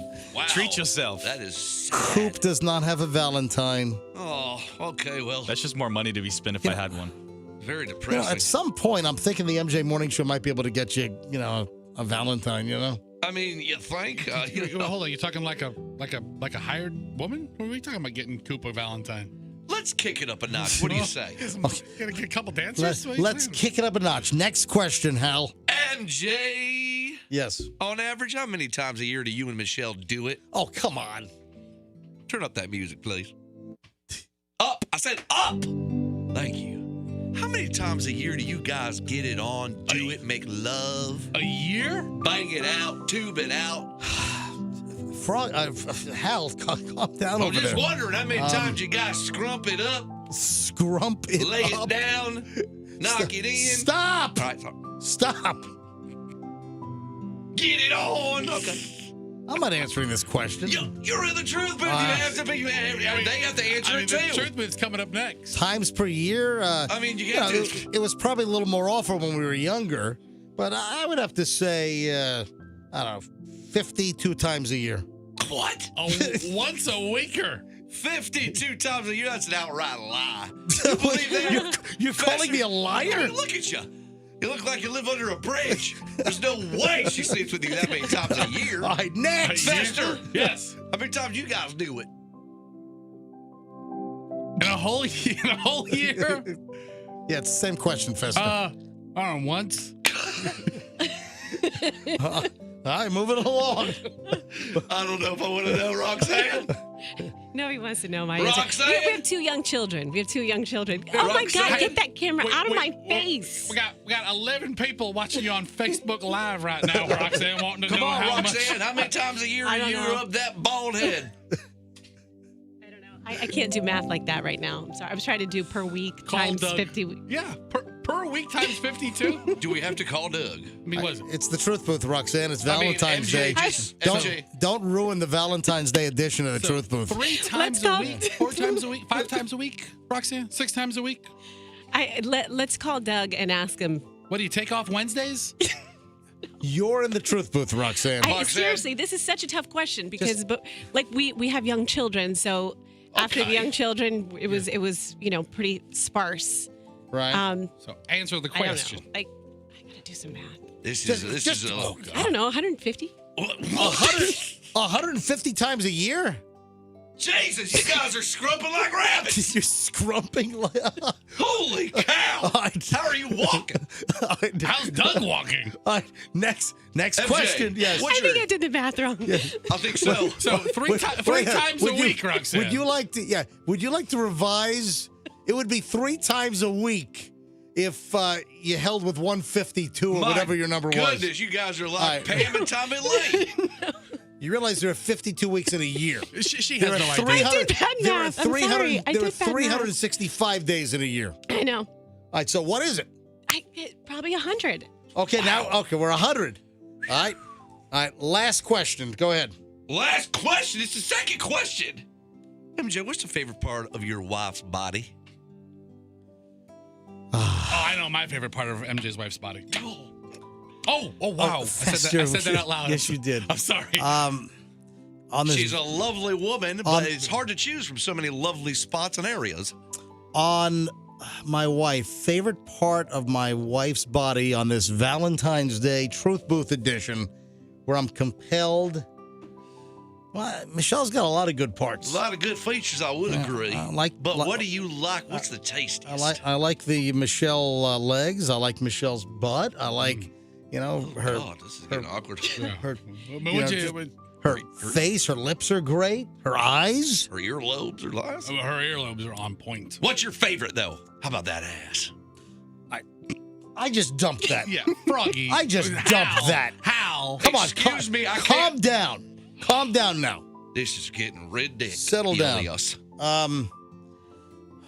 I would have to say my favorite part of Michelle, I like everything, but if I were to pick one thing, Michelle's face. Oh, what a that's so cheesy sweet. answer. That's so sweet. What a sellout. What music is this, by the way? This is very romantic. This is putting me to sleep. This is very, I don't know what you chose. Yeah, this is the music we play when we don't want to do it. Coop, this is like, when you go to a funeral home viewing. Yeah. That's when I die and I'm in a box. That's what's playing. When you guys are all coming to my wake, they're going to be playing this. That's viewing music, dude. Perfect analogy. Play something sexy. I'll find something else. All right. Holy cow. Cool. All right, so ask the question. All right, here we go. Next question. Fester, right? Oh, yeah, listen, I'm a straight up butt guy. Butt guy. So your wife has a lovely ass. The badunk. I just dumped you again. I can't say that word. Well, no, I just. Okay, I'm sorry. My goodness. All right, don't. And Roxanne, favorite part of Doug? You know, if it's not the bald head, then probably probably his thighs. Like he's got strong and yeah, His thighs. I mean, I guess 3 times a week he'd need strong thighs. You're right, Like his Rox. thighs. All right, next question. Anybody in the room? Yep. Honestly, now. Is this the last question? Well, hold on. What's Froggy's favorite part of Kim? Oh, yeah. Froggy, I have to ask him. He's not here, but it's her lovely personality, I would imagine. Get it out of my face. Now, next question. Yes. Has anybody in here ever swung or considered swinging or would like to swing? Are there any, why is Hal asking? Asking for a friend? Any swingers? Anybody had a swinging experience? I know Fester might have had one or two. All right, so hold on. Oh, are you There gonna several questions? Are you going to there. ask us individually? Just point the question at whomever. MJ, Okay. No, Michelle and I have never been swingers. have you ever considered it? No. Would you? No. What a labo. Fester, swinging? Yes. I'm Okay. not sure there's a swing in the world that can hold you, but It would have to be like one of those ship ropes. yeah, it has to be a dock line for the Titanic. It would be that giant chain that drops the anchor. All right, so you asked a couple of different questions there. Okay, well, let's just say, Fester, Yes. have you ever had a swinging experience or considered one with your woman? All right, so those are 2 questions. First question is no. The second answer is yes, but You considered it? I've considered it, but she hasn't. Oh, my Fester, you God. won. Yay! Oh, Wait, are you serious? what? Fester, you really want to swing? No, hold on. You said consider it. Have you talked about it with your wife? Oh no! No, she's not down with that. So weird. Yeah, I know, But now man. she knows that I you want to do consider, it. I consider all kinds of things. Roxanne, have you guys ever had a swing experience with some Major League Baseball players? Or minor leagues. No? No. Neither Doug. I'll speak for Doug on that too. Neither of us have Little double partaken or no. All right. Let's just do this big last question right here. All right, this is the last question? MJ. Yes. What is your fetish? I mean, what's that face? Everybody knows that Froggy loves a good. What are you laughing at, Roxanne?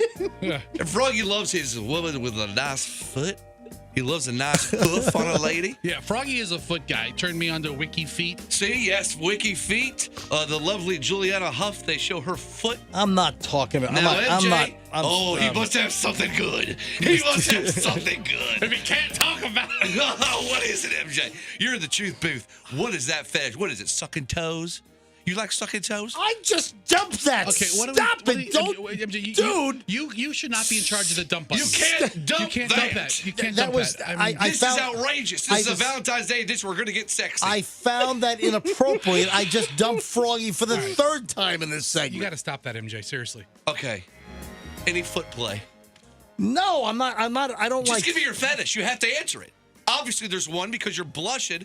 You look like you just played in the Super Bowl. You look so tired and I flushed. don't have anything that is out of the ordinary. Please, you have to. Everybody has a little secret kink. Okay, I like to dress up as a clown. So you just go to bed with your regular clothes on.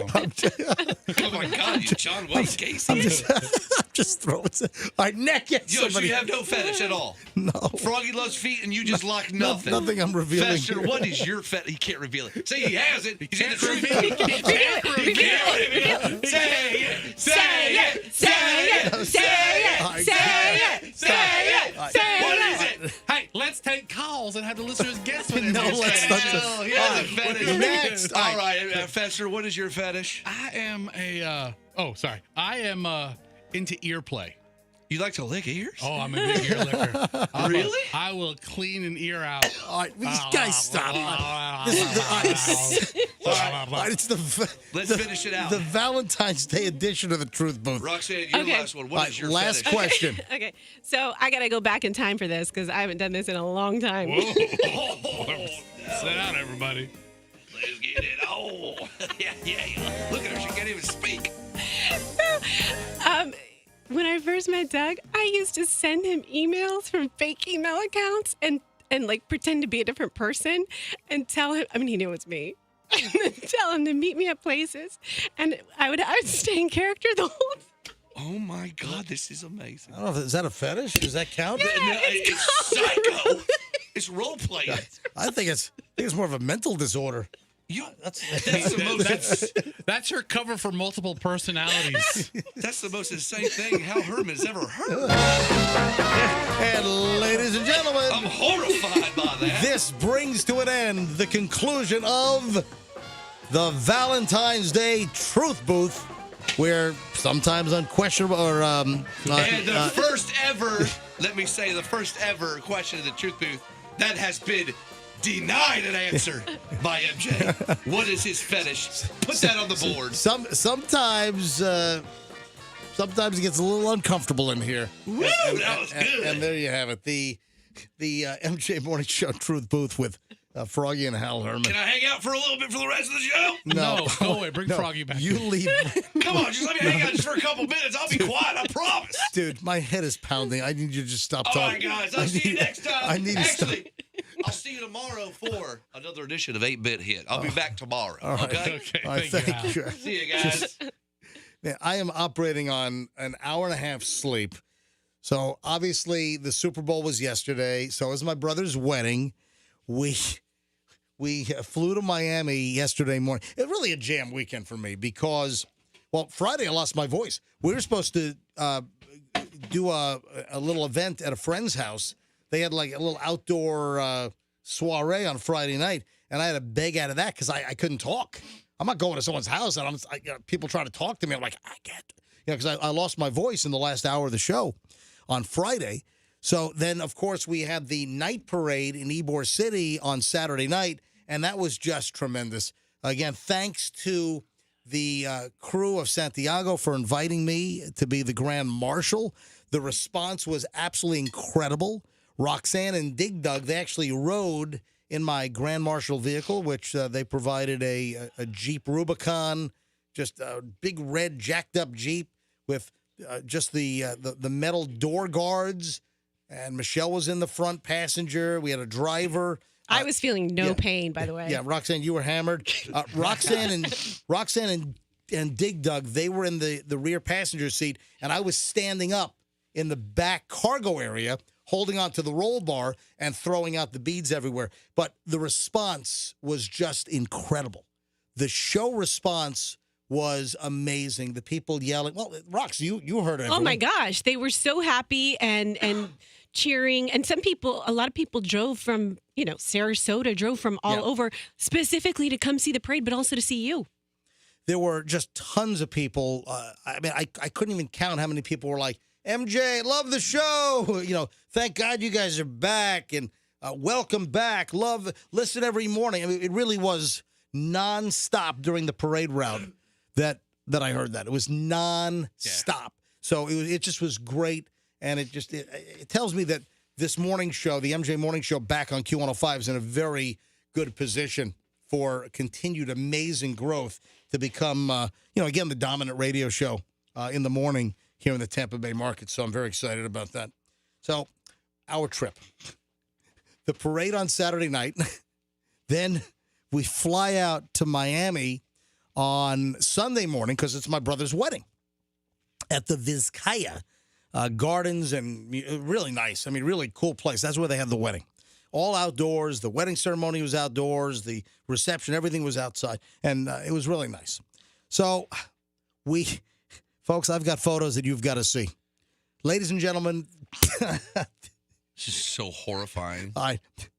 Coop, do you have the photos ready? They're up. You can see them right now at MJMorningShow.com. All right. We had 4 or 5 hotels that we were trying to get a day room at. A lot of the airport hotels will offer up a day room. Sure. Because all we needed was 4 hours. And the 2 hotels that my brother had organized for guests, it's like $500-600 a night.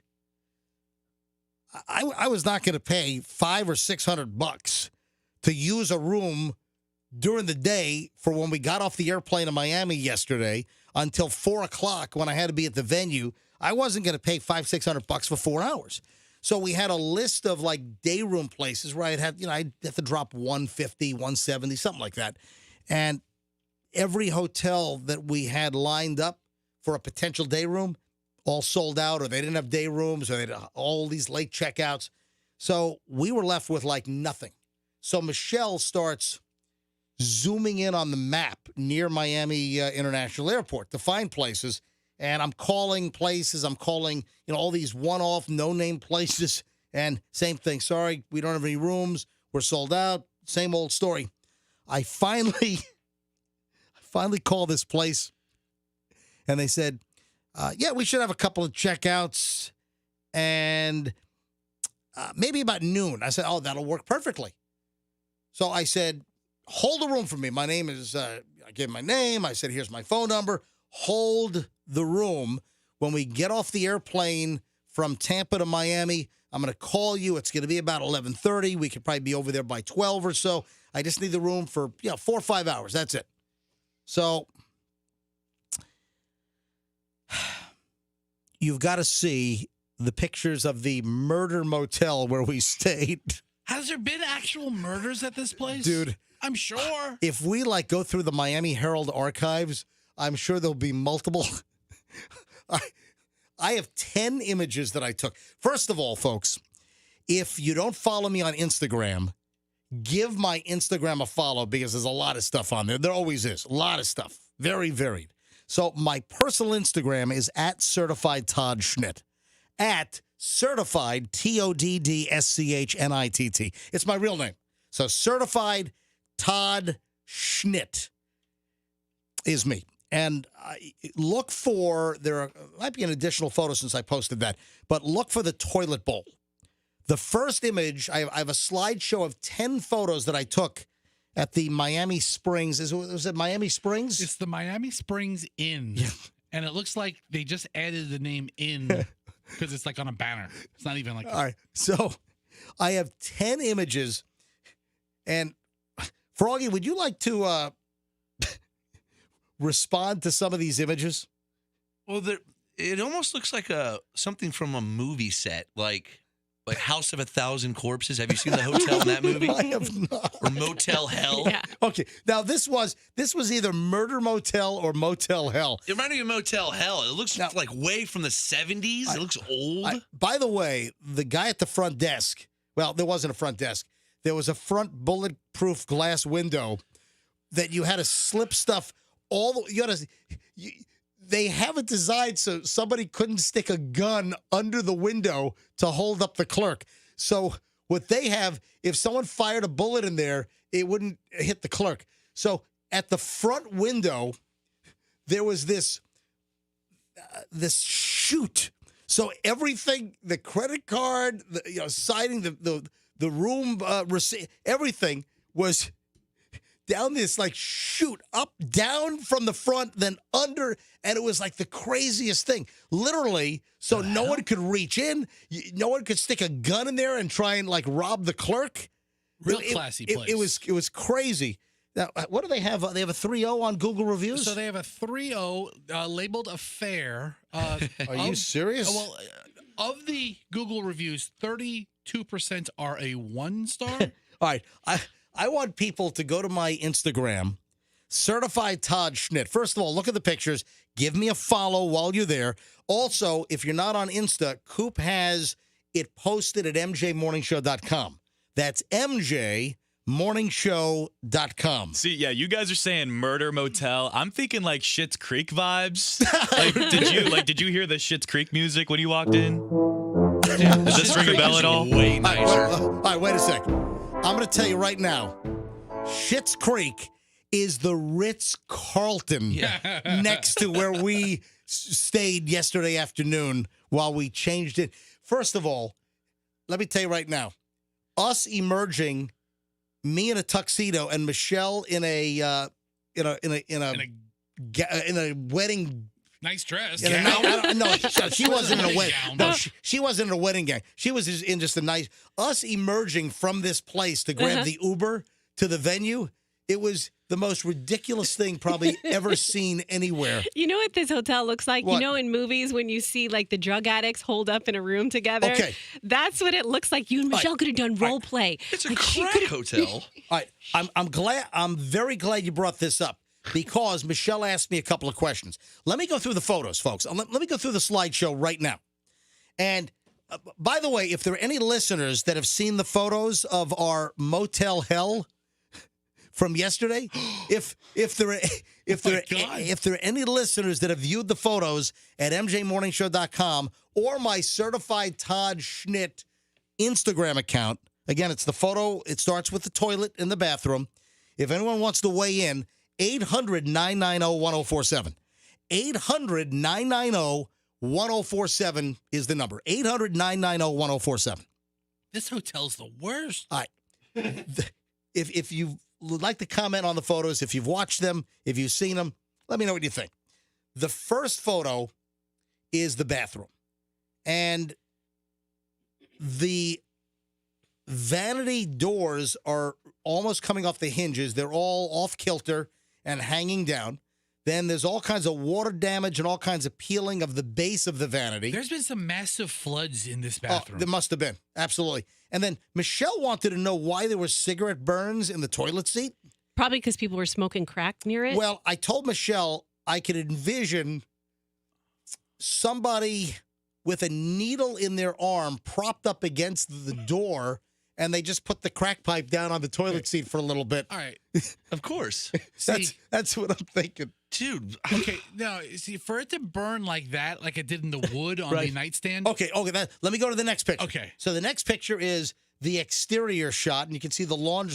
Some I think a weekly guest is hanging laundry outside. Now, did you get a balcony view, yes. or did So you get? our room was the one just to the right of the clothes, right there. Oh, wow. So just to the right of the clothes, upstairs, second floor, outside room. So there's the courtyard again. This is a lovely court. That's a nice paperwork. So then there's a picture of the office at the Miami Springs Inn. There's not one piece of furniture that matches. So the air conditioner is like a window shaker. So then the nightstand in between the two beds has all kinds of burn marks, by the way. So that's what happens when you put a lit cigarette Yes. down and it burns itself. And then you fall asleep, I believe, because you're probably in some kind of stupor. Probably. So how many? What are there? How many? 2, 3, 4, how many cigarette burns are all over the nightstand? Oh my God. 50? 26, 27, Who 28, would 29, do 30. that? I got 38. So the nightstand is all burned. Then I have a picture of the front door where it looks like the door was kicked in at one point. The only way to do this to a door is to kick it in. Oh my gosh. The front door was kicked in and then pieced back together and glued. All right. So I mean, This is like a joke. This door has stories to tell. It does. Then Michelle wanted to know why there was a picture hanging between the two beds. And I didn't take a picture of this, but you can in the wide shot inside the room. If you look at the bottom of the gold picture frame, there's like an indentation. And Michelle's like, "What happened here?" I said, "I can envision it right now." A John was in here with the hooker, right? And the John was giving the hooker a hard time. The pimp comes by and roughs the guy up and throws him into the wall, and he dented the picture. That's what and Michelle said. That sounds about right. So.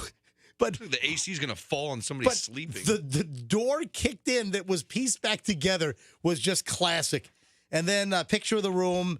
Then you can see there's a picture of me in the bathroom mirror and all the backings coming off the mirror. How did you only take 10 pictures? I can stand to see 100 pictures if you then took. this is the windowsill. It's all stained up and everything. Anyway, Ew. so take a look at the pictures. The AC system looks like it's from 1960. MJMorningshow.com. If you want to see the images of Motel Hell, where we got ready, it was our day room 4 hours yesterday before we headed to the wedding after landing in Miami. Take a look. Go to MJMorningshow.com or make sure you follow me on Instagram. The whole slideshow's on my Instagram at Certified Todd Schnitt. Certified TODDSCHNITT. The next time a room isn't available at your druggy hotel, you just need to go to Starbucks. You guys can get a cup of coffee, and then the bathrooms at Starbucks are good. You can they have plugs in there. You can curl your hair. You could have taken a little bird bath. That would have been a better option than this. We need to take a shower. I can't take a shower at Starbucks. So you showered in that bathroom? I did. My God! Did you wear shoes? I took a shower in the. Oh my gosh! I did take a shower in the bathroom. Hey, Anthony, you're on the MJ Morning Show. Hi, Anthony. Welcome. Hey, good morning, everyone. All right, did you see the images of the motel we were in Miami near the airport yesterday? I did. I thought it was a joke at first. Nope, real deal. First thing that popped in my mind was Scarface when they're in the bathroom with the chainsaw scene. That's where I thought. Yeah. This might have been the Miami hotel that it was filmed in. I was in the right location though. I was in Scarface's backyard. So, no, not a joke. I swear, 100%. So anybody that wants to say that Michelle and MJ are all fancy, take a look where we were yesterday. Take a look. So MJMorningshow.com or my Instagram is Certified Todd Schnitt. And then Certified TODDSCHNITT, and give me a follow. You left this hotel room to go to your brother's swanky wedding at a museum. I did.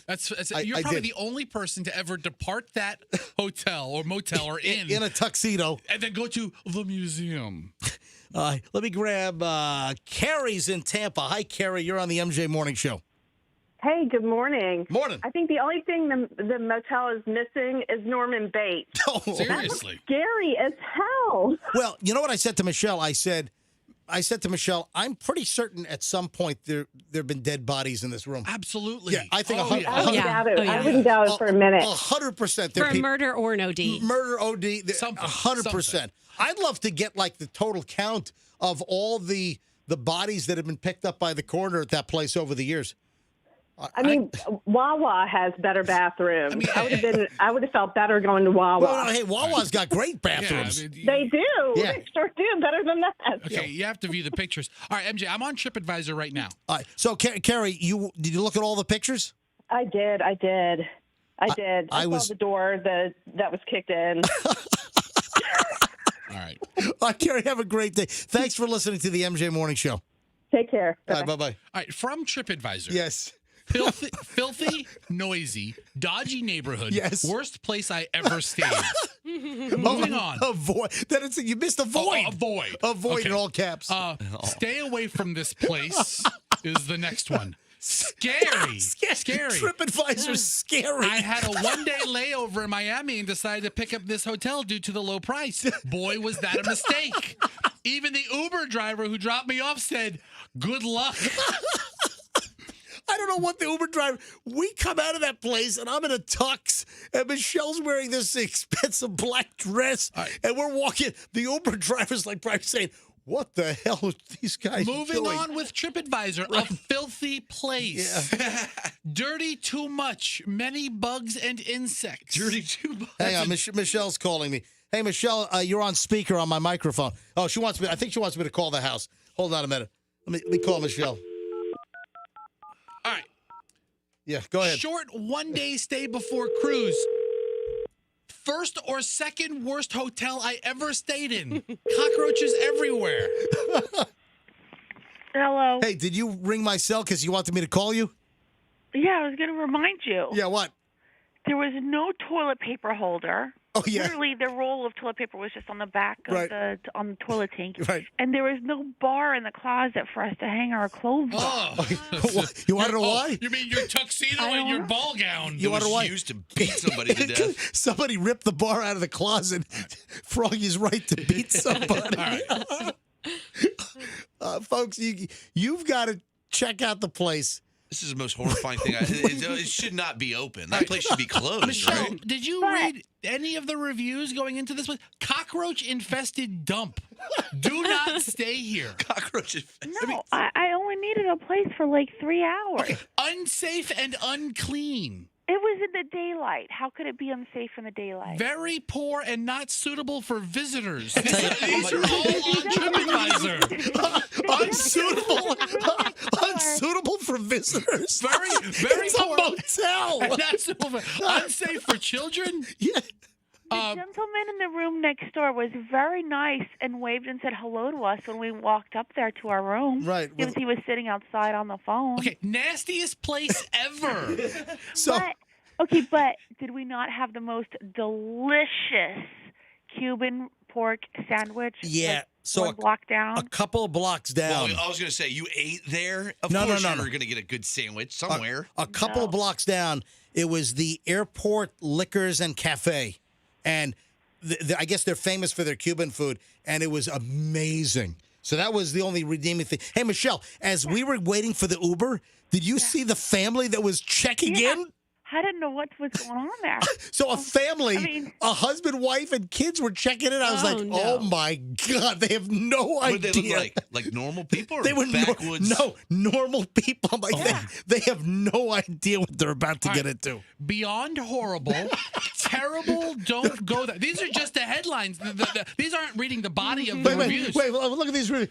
These are from 2014. Okay. This is 8 years ago. Terrible, don't go there. It is the worst place I've ever stayed. Pillows smelled like pee. The mattress was in a plastic bag. There was hair everywhere.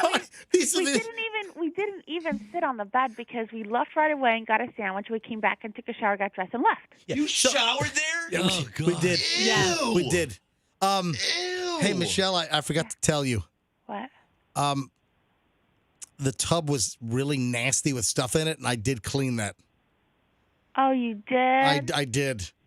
Yeah. What does that mean? Before you got in, I did clean. It's all kinds of hair and if Michelle, things. Disgusting. Oh, my God. If Michelle would have seen the bathtub in its original state when they got the room, she would never have taken the shower. MJ had to clean it up to get her to go in. Oh, my Well, I'm so proud of you. That's disgusting. So I just said earlier, Michelle, anyone that wants to suggest that MJ and Michelle are elitist and we only go to the finest places and that we're all hoity-toity, take a look at the murder motel that we were in on Sunday. What did it smell like to you? It must have been musty. I think it was a little. The smell was not really that bad, actually. Okay. Yeah. The air conditioning unit was very efficient, I have to say. Staying at this place is like being at the worst place in hell for a half an hour. This is a TripAdvisor review. All of TripAdvisor. I couldn't have booked worse. Dude, this is our show. Experience ever. All right, folks, you've got to check out these pictures. So the pictures are at mjmorningshow.com of the inside of our hotel room. Or you can hit my Instagram. I encourage you to follow me on Instagram. Certified Todd Schnitt.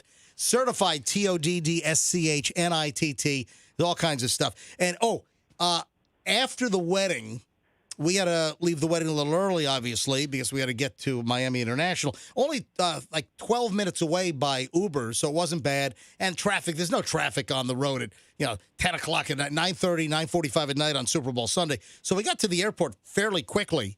Would you like to see me in the tux at gate E5 at Miami International? You looked really good. So if you want, Doesn't he look really good? I was the only guy in a tuxedo standing at gate E5 at the Miami International Airport last night. And then, what a mess. So the flight was full. We were on a Boeing 737-800. The flight was packed. Every seat was taken on that airplane. And they had one woman working the gate. One woman. Then you have a whole line of people trying to do seat. They have no seat assignments. It was a mess. We didn't leave. We were an hour plus late getting out of Miami. Then the pilot, once we get on the plane, then the pilot says, we got to get some fuel. We've called for fuel 4 times, and they haven't come to fuel up the airplane. Just kind of a mess. American was a disaster at Miami International. So what time did you land back in Tampa? Because you called me like at 10:25. Yeah. You were still in Miami then? Yes. Yeah. Cool.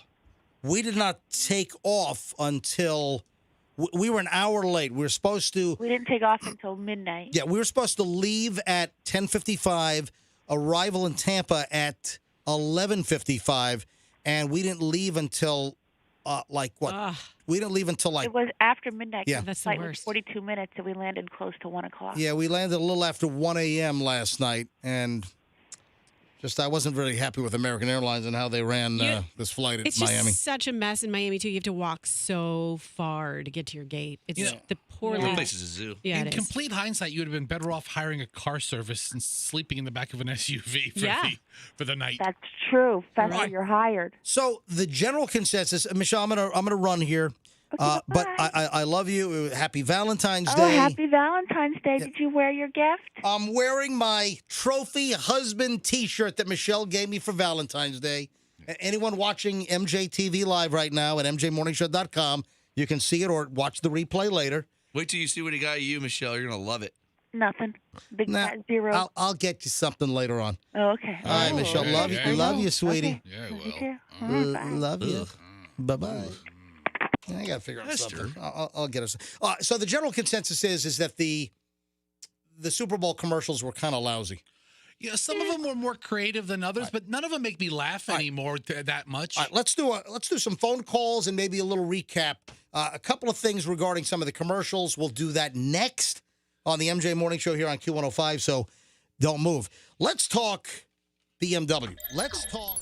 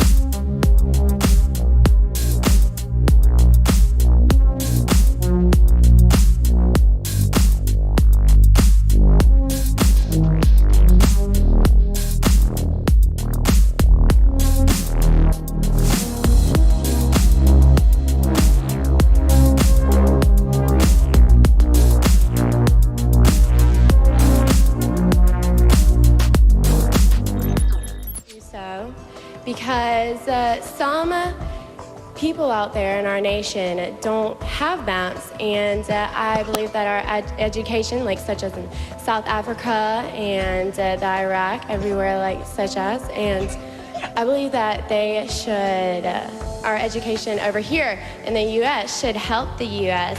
or should help South Africa and should help the Iraq and the Asian countries, so we will be able to build up our future for our children. Thank you very much, South Carolina. So wait a minute. She's so pretty. Mario Lopez Oh my was God. horrified. Mario Lopez is like, Wait, you're so you're hot. saying that I sound like that today with no sleep? Yeah, and then you hear the end when her brain actually explodes. All right, that's actually a really, really good answer. People, we may not have maps. In such as. Yeah, you've been saying such as a lot. Oh my God, that is an absolute classic. So, listen, if today's show's not up to typical MJ quality, I'm on fumes, folks. I got to be honest. So, well, you can take a nap later. yeah, I got a long day. I got a lot of stuff when I get home. I got a lot of stuff to do. So, I'm gonna have to go to sleep early tonight because I'm not gonna get any sleep during daylight hours. So, all right, TV commercials. Couple of things. Most people that responded to me, friends of mine, or even, I think, Fester, I think you said that the commercials were not all that great. Yeah, I didn't think any of them were funny. I look for funny commercials. A lot of them were clever. A lot of them made me say, oh, okay, yeah. But none of them I thought were really comedic. Now, I saw a couple because when we got home, I did TiVo the Super Bowl, so I did have the Super Bowl DVR'd, but we got home late. I couldn't watch but we fast forwarded through a couple of things when we got home late last night for my brother's wedding in Miami. You actually fast forwarded through the game to watch the commercials, didn't you? No, we actually I looked for a couple of key things in the game to look at, but I mean it's just a fraction. I couldn't really watch much, but and I'd already read about this because I had Wi-Fi on the plane that I was doing some prep coming over from Miami last night. And folks, yes, for those that don't know the story, my brother's wedding was Super Bowl Sunday in Miami. The wedding kickoff was at 6:30, the same time as the Super Bowl kickoff. The Super Bowl kickoff went off on time.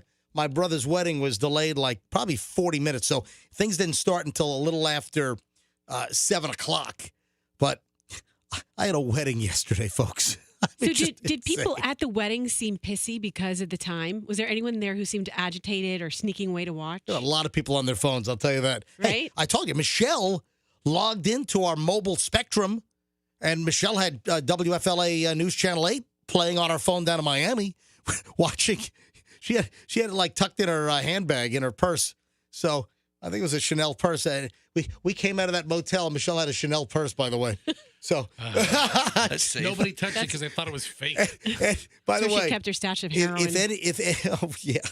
Bunch of needles in there. If anyone missed the story of the motel that we stayed in for just 4 to 5 hours as a day room yesterday, because we couldn't find all the good places for a day room sold out. We couldn't get a place anywhere just to hang out and get ready since we were same day and we're going back the same night. If you did not see the motel, it's Motel Hell. It's the Murder Motel. It makes the Schitt's Creek Hotel. It makes it look like the Waldorf Astoria in its prime, like the Ritz-Carlton, like the Four Seasons, like the Mandarin, Mandarin Oriental Hotel, yeah. So I mean, just you got to see these images. MJMorningshow.com. Wait till you see where Michelle and I were near the Miami airport, Motel Hell.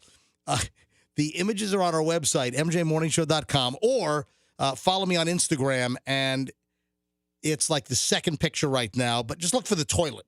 The first picture is the toilet and sink in the bathroom. So my Instagram is Certified Todd Schnitt, Certified TODDSCHNITT. So that's the story. That's why I didn't get to watch the Super Bowl cover to cover. First time ever since I was doing radio. I have never missed watching the Super Bowl since I've been in radio, and I started radio in 1982. I've been doing my own morning show since 1994, and prior to that, I worked for Scott Shannon on a morning show in New York. And I worked for Scott Shannon on a morning show in Los Angeles. And I never missed the Super Bowl. Never. Until last night. Your brother has to get married. Yeah. So, all right. Now, one of the commercials that I had read about on the airplane was the Chevy commercial with the Soprano kids. That would be your favorite one, I bet. Yeah. I thought it was fantastic. So, Festa, and it's just the Sopranos music, right? That's all it is. That's all it is. Yeah. Do they say anything at the end? I watched it last night. So It's sort of a modern opening of The Sopranos, and instead of Tony Soprano driving on the Jersey Turnpike and going through the toll booth with, by the way, there's no more paying a toll or getting a ticket. It's all Easy Pass, and it shows you the Easy Pass thing now. Yeah, just passing all of the landmarks. You know, the United Jet landing at Newark, the drive safely on the gas tank, the big guy at the tire shop. You know, it took me like 2 glances at the driver to figure out that it was Meadow. Oh man, yeah. Yeah, she looked good. And she's driving a Chevy, a plug-in hybrid pickup truck. All electric. And as she pulls in, then there's little Tony Jr. A whole new truck. AJ. Little Tony Jr. Plugs in the Chevy pickup, the hybrid, and then they hug each other. And The first ever all-electric Chevy Silverado. I thought it was great. They host a podcast together in real life. They're really close. Yeah, I thought it was fantastic. Now, one of the commercial disasters was the Coinbase commercial. So this was not a 30. 30s went for up to $7 million. If you bought from the upfronts, if you bought early, advertisers paid between, I think, 5.2 to 6 million, and then some of the late spots sold for $7 million for the remaining spots late in the game. And of course, NBC sold out. Coinbase, a crypto marketplace, they bought 60 seconds. So could have been up to $14 million for the commercial. Jeez. And it consisted of a QR code changing colors and bouncing around the screen like a game of Pong for 60 seconds. With do you have the music, Fester? Go back to the beginning. There you go. Go to the very beginning.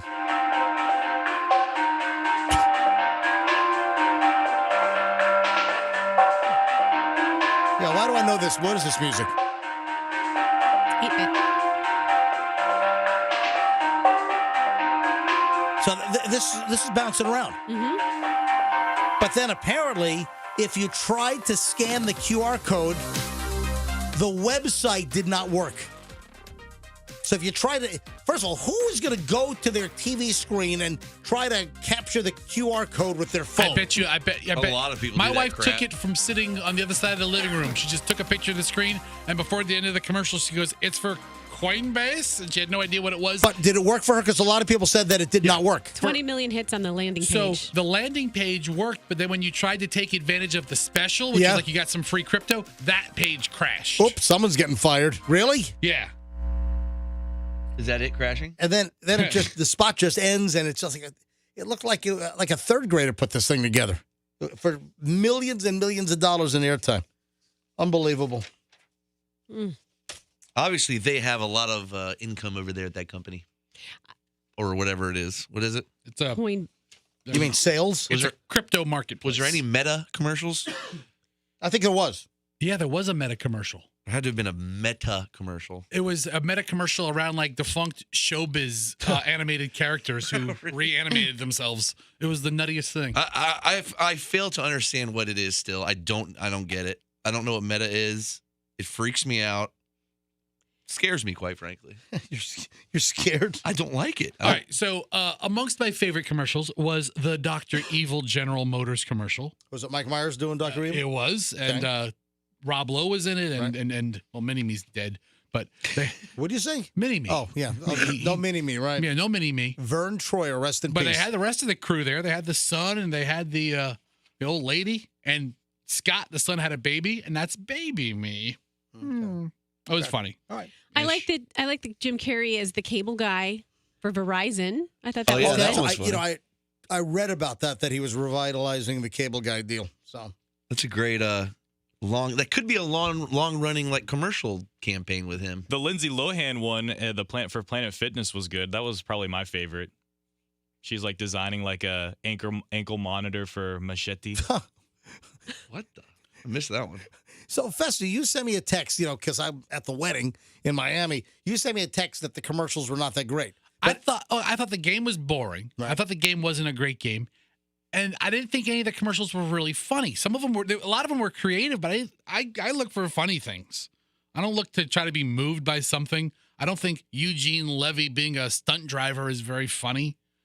So, you know, I mean, 5 years ago, you got belly laughs when you watch Super Bowl commercials. Now it's like a little chuckle here and there. Or the commercials sort of as good, but we're just getting,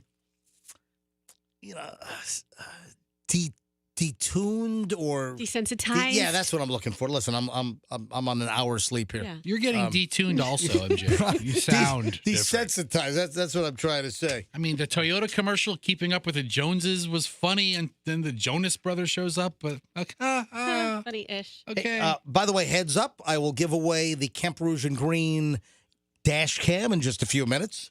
We'll tell you exactly when to call in to win a $150 really nice high-quality dash cam for your vehicle in just moments here on the MJ Morning Show. All right, a couple of other loose ends. We got a couple of segments left here before we shut things down. So my flight last night ran late. Miami was just a disaster. American Airlines at Miami, one person boarding 155 people onto a 737. It was just the craziest thing. So we didn't get out of Miami until over an hour late yesterday. It was nuts. But it could have been worse. Yes, it could. We could have made an emergency landing for an unruly passenger. Did you see this one? Where'd it happen? This flight landed in Kansas City. An American, listen to this. This is crazy. An American, so same airline I was on last night. I don't fly American that much. And I fly American probably the least of the majors. I fly Delta probably the most, then Southwest, then some JetBlue, United. But American's probably the least for me. Huh. American Airlines flight from Los Angeles to D.C. had to make an emergency landing yesterday, Super Bowl Sunday, in Kansas. A passenger attempted to enter the cockpit and open an exit door. So the crew members and other passengers had to, restrain the passenger until he was taken into custody once they landed in Kansas City. So the American Airlines flight landed safely, was met by law enforcement. The passengers and the crew obviously had to handle the circumstances on board, as American pointed out. Now, the passenger went nuts. The passenger, you're not going to believe what one of the flight attendants did to subdue the passenger. This is crazy. So one of the passengers on the flight, Muaz Mustafa, who was a passenger, described the scene by saying this. Listen to this. This is a passenger, Muaz Mustafa. Okay. Told the New York Times a flight attendant ran to the back of the plane, got a coffee pot, and continued to bash the guy on the head with the coffee pot. One of the things I've always noticed about airplane coffee pots is they're all metal. They are. Right. There's no glass. Yeah. I mean, our coffee pots in the little kitchenette we have are glass. And you're getting bashed with something that's hot, too. The flight attendant is bashing the unruly passenger who tried to get into the cockpit, tried to open the door, bashing the guy in the head with a coffee pot. Is that part of flight attendant training I think to so. De-escalate or to subdue somebody? Hey, listen, whatever you can grab as a weapon if you have to. Oh, yeah. So the passenger was bleeding profusely as he was getting cracked in the head with a metal coffee pot. Unbelievable. Mustafa said, I honestly thought I might die. The FAA obviously investigating. The FBI is investigating the whole thing here. And, of course, there's been a ridiculous uptick, especially last year, the most incidents of unruly passengers on airplanes ever. I think cumulatively also. There were like almost 6,000 incidents on airplanes. And this guy went nuts last night. As of February 8th, the FAA is saying that they've seen 394 unruly passenger reports already in just January and up through February 8th. 394 unruly passengers. I mean, it's got to take a lot for you to get bashed over the head repeatedly until blood is flying out of your head to get hit over the head with a coffee pot like that. Can you imagine the flight attendants running back against the coffee pot to use it? I wonder if that, I'm guessing flight attendants in training, they're probably told what they can use if they need it. Why don't they store a couple lead pipes somewhere for them to grab if anything happens, so they don't have to use a coffee pot? I don't know if they just store a shotgun somewhere there, Froggy. Seriously. How about a machete? Taser. If I'm sitting in one of the first few rows and I need a little refill or a little warm up on my cup, 2 birds, 1 stone. For real. That is just insane. People are nuts. All right, what do you say we give away the dash cam right now? Nah, let's wait. No, going to do it right now. Okay. Thanks to Kemp Rouge and Green, your car accident team. I've got a dash cam. There's a $150 high-quality dash cam to go in your vehicle. I'll take caller 50 right now. 800-990-1047. 800-990-1047. 800-990-1047. Caller 50 right now gets a $150 dash cam for your vehicle from Kemp Rouge and Green, your car accident team, and great sponsor here on the MJ Morning Show. Hey, speaking of great sponsors, Primeline Capital is an amazing mortgage company. They've been around for a while. They come from the Carolinas. They're well-known. Morning shows endorse Primeline Capital up in the Queen City, up in Charlotte. That's their home base. And they just opened up a Tampa Bay office last year. And they are rocking. And people are saying amazing things about Primeline Capital. If you go to Google reviews and you look for Primeline Capital, you'll see hundreds of 5-star reviews from Primeline. So what's the deal? Primeline has amazing relationships, partnerships with some of the largest mortgage lenders nationwide. They have special access to great pricing. You will get a better rate on your mortgage or your refinance. If it's you, a friend, a coworker, relative, if you know someone that needs a mortgage, tell them do not do anything until you get a hold of Primeline Capital. Call them locally. Local Tampa office is 813-771-REFI. 813-771-REFI. Or on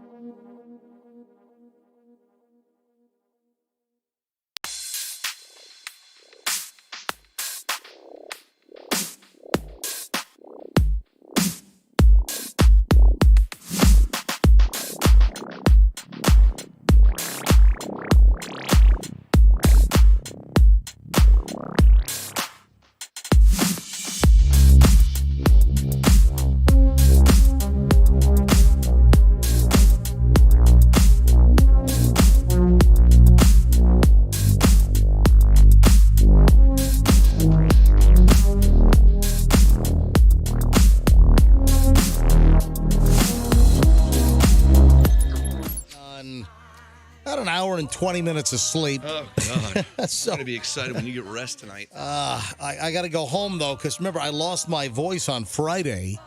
And actually, it's getting a little raspy again this morning. But on Friday, I was supposed to go home and record with the Hollands for the Holland Group Retirement Wealth Advisors. We record a couple of radio shows.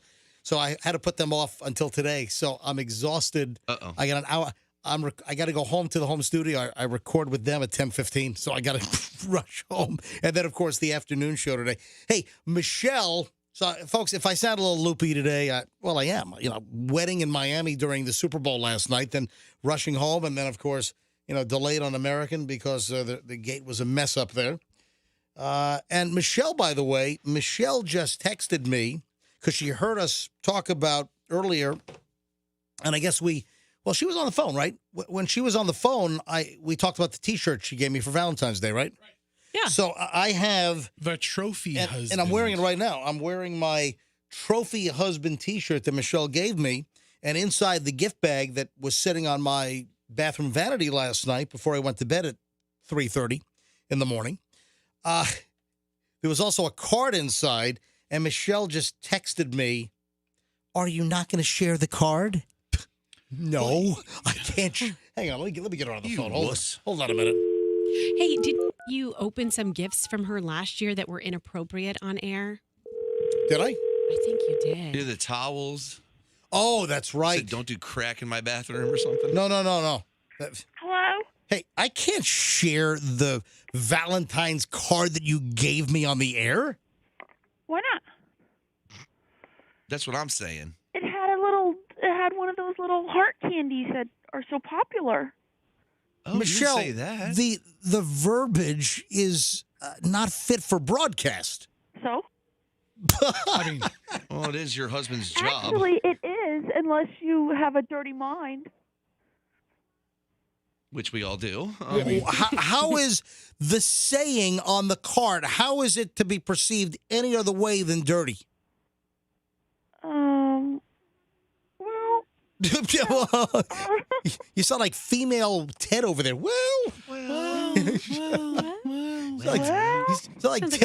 sound like Ted, our program director at 9 years old. Well. Okay. Michelle, we can't say it on the air. Just take a picture of it and post it. We can't say on the air what is in the Valentine's. How about this? What? How about you spell it out? No, I can't do that. That works. No, Okay. it doesn't work. Could you use a rhyming word? How many offensive words could there be in the sentence? There are no. There are no offensive words. There are no. It's just innuendo. There are no curse words. No, it's not really innuendo. It pretty much says. Oh, it pretty much tells you what to do. No. Actually, I'm sorry. What? I think it has a question mark at the end of it. I mean, it doesn't matter. It doesn't matter if there's I can't say what the Valentine's Day card reads, Michelle. Now you have to say it because now we want to know. You guys are like empty nester freaks. I cannot say it on the air. Hey, Michelle, I got to run because I got to get a couple things in, okay? Oh, God, that's what the card said? You know what? It was close to that. Actually. Goodbye, Michelle. I think she hung up already. All right, speaking of Valentine's Day, remember last week we had an item that last year, like $40 million was the total amount that Floridians were swindled out of on dating app frauds. Remember that? Mm-hmm. I remember. So last week we had a number, $40 million, the amount that Floridians got taken for by going on dating apps and getting defrauded by scam artists. And then, I guess this is fitting, on this Valentine's Day, I saw a new item, and it's the total amount for Americans. So as a whole, in 2021, last year, allegedly dating app con artists swindled Americans out of $547 million. That's $500 million. Oh, man, I'm in the wrong business. So on this Valentine's, what was that? Oh, no. Something fell. I just kicked a chair over. Oh. Wasn't that bad of a story? So on this Valentine's, if you're looking for a Valentine, if you're looking for love, if you're looking to meet somebody, just be careful because there are a lot of folks that prey on people that are just, looking for companionship, looking for that special somebody. And there's just a whole lot of fraudulent ass clowns out there. So, please don't add insult to injury. If you don't have a Valentine today, don't get hosed by, some, jackwagon that's catfishing you and trying to. Like the girl catfishing Fester. Well, or stealing money. Have you guys heard again from the texter out of. Yes, she's Really? been texting. Is she again. real? All right, can you do me a favor? Remind me for tomorrow's show. Let's talk about this tomorrow. So there's a woman that's trying to pick up Roxanne, And also, the same woman is sending nude photos to Fester. How did I get left out on Because Froggy gave out Fester's cell number like 5 times on the air. That's how she has my number, Yeah, Froggy. exactly. Because of you. Yeah. It's just that one time when I said 813-310-8444. Yeah, just that one time. I just dumped it. Stop it. Love it. He just blurted out. I can't stop. He just blurted out Fester's cell number again. I have like 20 listeners that just text me on the regular. Stop You it. have new friends. I'm helping I you. hate all these people. Speaking of Valentine's Day, this really sucks. I was reading a story last night about a 44-year-old woman. She's a publicist in Manhattan. She's a mother of 2. And she said that she always was a sucker for Valentine's Day. New York Post had the story. She said, yeah, Valentine's Day, that was my holiday. Normally, my husband would surprise me with a dozen red roses, take me out to dinner at a really nice place. I'd dress up, something sexy. We'd share a bottle of wine, dessert. But then she says it all changed 6 years ago. Instead of flowers and chocolates, on Valentine's Day, my husband of 7 years gave me divorce papers.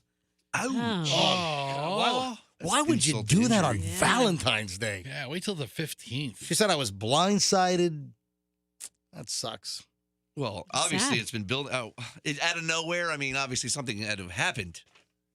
He probably has 17 girlfriends on the side or something. Right? No, it's out of nowhere. Out of nowhere? I don't get it. Speaking of love and Valentine's Day, did you see the pictures of Tom Brady and Gisele Bündchen hand in hand on a beach in Costa Rica? Is that where they are? Yeah. And with a dog. Oh. So they brought their dog with them. So the dogs, I'm guessing they probably flew a private jet and they weren't on Spirit Airlines. Probably a good guess. What do you think? Oh, my God. The other day I was flying underneath a Spirit Airlines plane, and the wing perfectly blocked out the R where it said spit. So that it's basically Spit Airlines. Thank you. The wings block out the R. Speaking of Tom Brady, the last touchdown pass that he threw could bring in $1 million at auction. So his last touchdown pass, I didn't even think about that. before retirement, could bring in $1 million. Can't they just say here get any football? I mean, how do you know it's that Who has the football? ball? Right. So Brady threw the final touchdown pass to Mike Evans. That was in the divisional playoffs. The loss to the Rams. Yeah, back in January. And it could be as high as $1 million.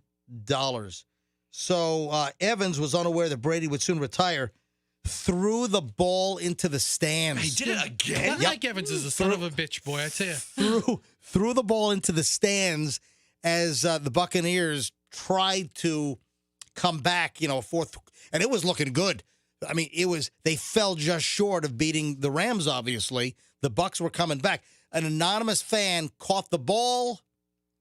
He's the consigner. So this guy Mike? Yeah, this guy apparently is going to put it on the auction block. And it's going to be, I guess, Leland's Auctions. Froggy? Is going to offer the football through March 12th. And they think that it could bring up to $1 million since this was the last touchdown pass that Tom Brady threw before he retired. Okay. I would never let Mike Evans around my balls if he keeps throwing them like that. He threw away the record-breaking ball. Yeah. He threw away the last Stop throwing balls for Mike Evans to catch in the end zone. He's too Stop it. generous with the balls. Yeah. Golly, for real. He's just giving balls to everybody. He is. Jeez, Mike. We got to go, man. Folks, hopefully today's show is up to MJ Morning Show standards because he's been up since 3:30. Yeah, he only has an hour and a half sleep. Only an hour and a half sleep.